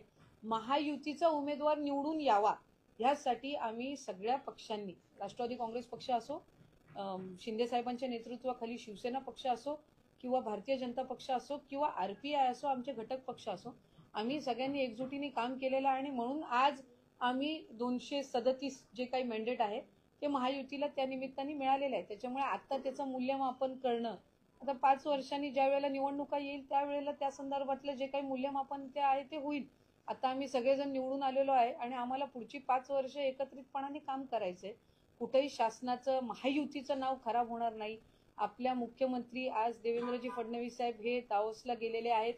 ते महाराष्ट्राचं प्रतिनिधित्व करायला, तिथं अधिकाधिक आपल्याकडे इन्व्हेस्टमेंट यावी, आपल्या इथं रोजगार निर्मिती व्हावी, आपलं रिप्रेझेंटेशन करायला ते तिकडे गेलेले आहेत आणि ते आमच्या सगळ्यांचं प्रतिनिधित्व त्या ठिकाणी तिथं करतायत.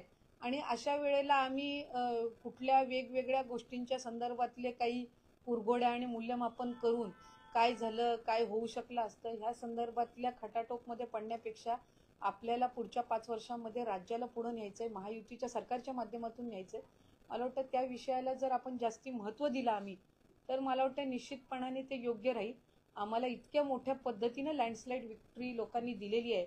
शेवटी जनतेसमोर आपण काय उदाहरण ठेवतोय, जनतेला कुठेही वाटायला नको की बाबा यांना आपण का निवडून दिलं, या गोष्टीचा आम्ही जास्त विचार करणं गरजेचं आहे. पालकमंत्रीपदासाठी स्थगिती देण्यात आली, याच्यामागची कारण काय आहेत, ही आपल्यापर्यंत पोहोचली आहेत का सरकार?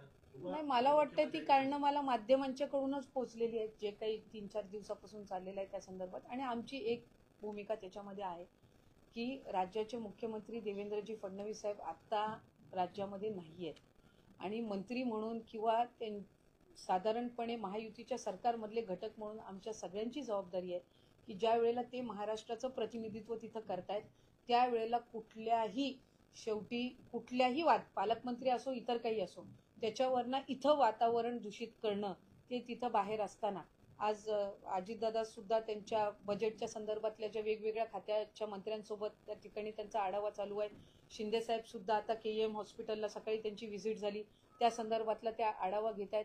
मी मंत्री म्हणून इथं असेल किंवा इतर आमचे मंत्री असतील, आमच्या सगळ्यांची ही जबाबदारी आहे की ते आमचं प्रतिनिधित्व तिथं करत असताना आम्ही या ठिकाणी वातावरण एक जे आहे ते सलोख्याचं चांगल्या पद्धतीनं ठेवणं.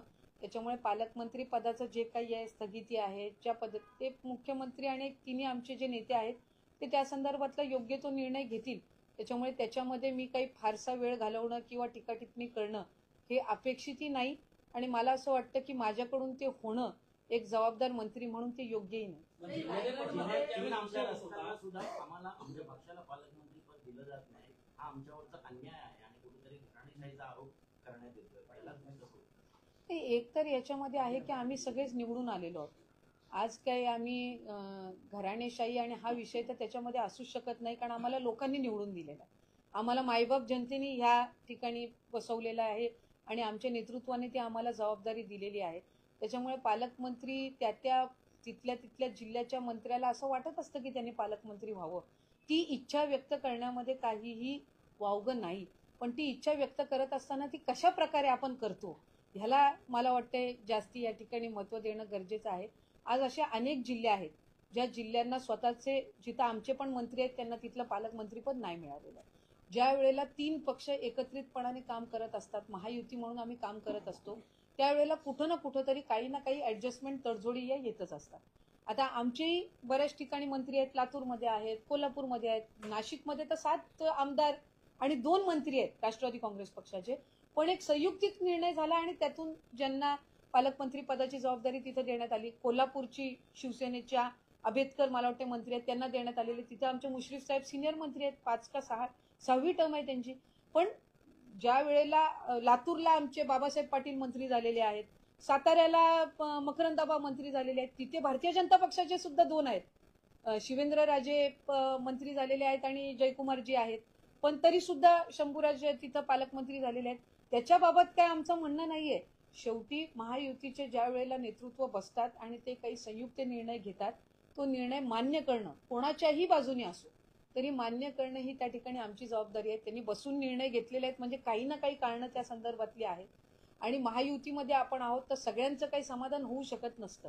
शेवटी कुठं ना कुठं तरी ऍडजस्टमेंट करूनच, जसं संसार चालवत असताना सुद्धा नवरा बायकोला ऍडजस्ट करूनच तो चालवावा लागत असतो, तसं महायुतीमध्ये सुद्धा काही ना काही ऍडजस्टमेंट्स आपल्याला कराव्याच लागत असतात. माझी स्वतःची भूमिका आहे की पालकमंत्रीपद हा एक भाग झाला, हा मंत्रिपदातल्या किंवा महायुतीच्या संबंध कामकाजामधला एक घटक आहे. हे काही संपूर्ण महायुतीच्या सरकारचं कामकाज नाहीये. त्याच्यामुळे आज मंत्री म्हणून मी महिला व बालविकास विभागाची मंत्री म्हणून काम करते. 2 वर्ष मी जिल्ह्याची पालकमंत्री नव्हती. मी त्या संदर्भातली कधी मागणी किंवा कधी त्या संदर्भातली माझ्याकडनं कधी हेही झालं नाही.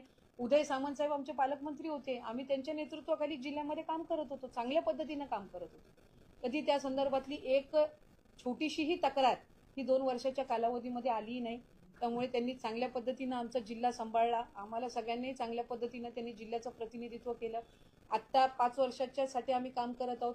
मी मंत्री म्हणून काम करते, भरत शेठ मंत्री आहेत, तिथं पलीकडे योगेश कदमजी असतील, उदय सामंत साहेब आहेत, पलीकडे नितेश राणेजी आहेत. त्यामुळे हा एक भाग झाला, पण मंत्री म्हणून कोकणाला पहिल्यांदाच 5 मंत्रिपदं मिळालेली आहेत आणि त्याच्यामुळे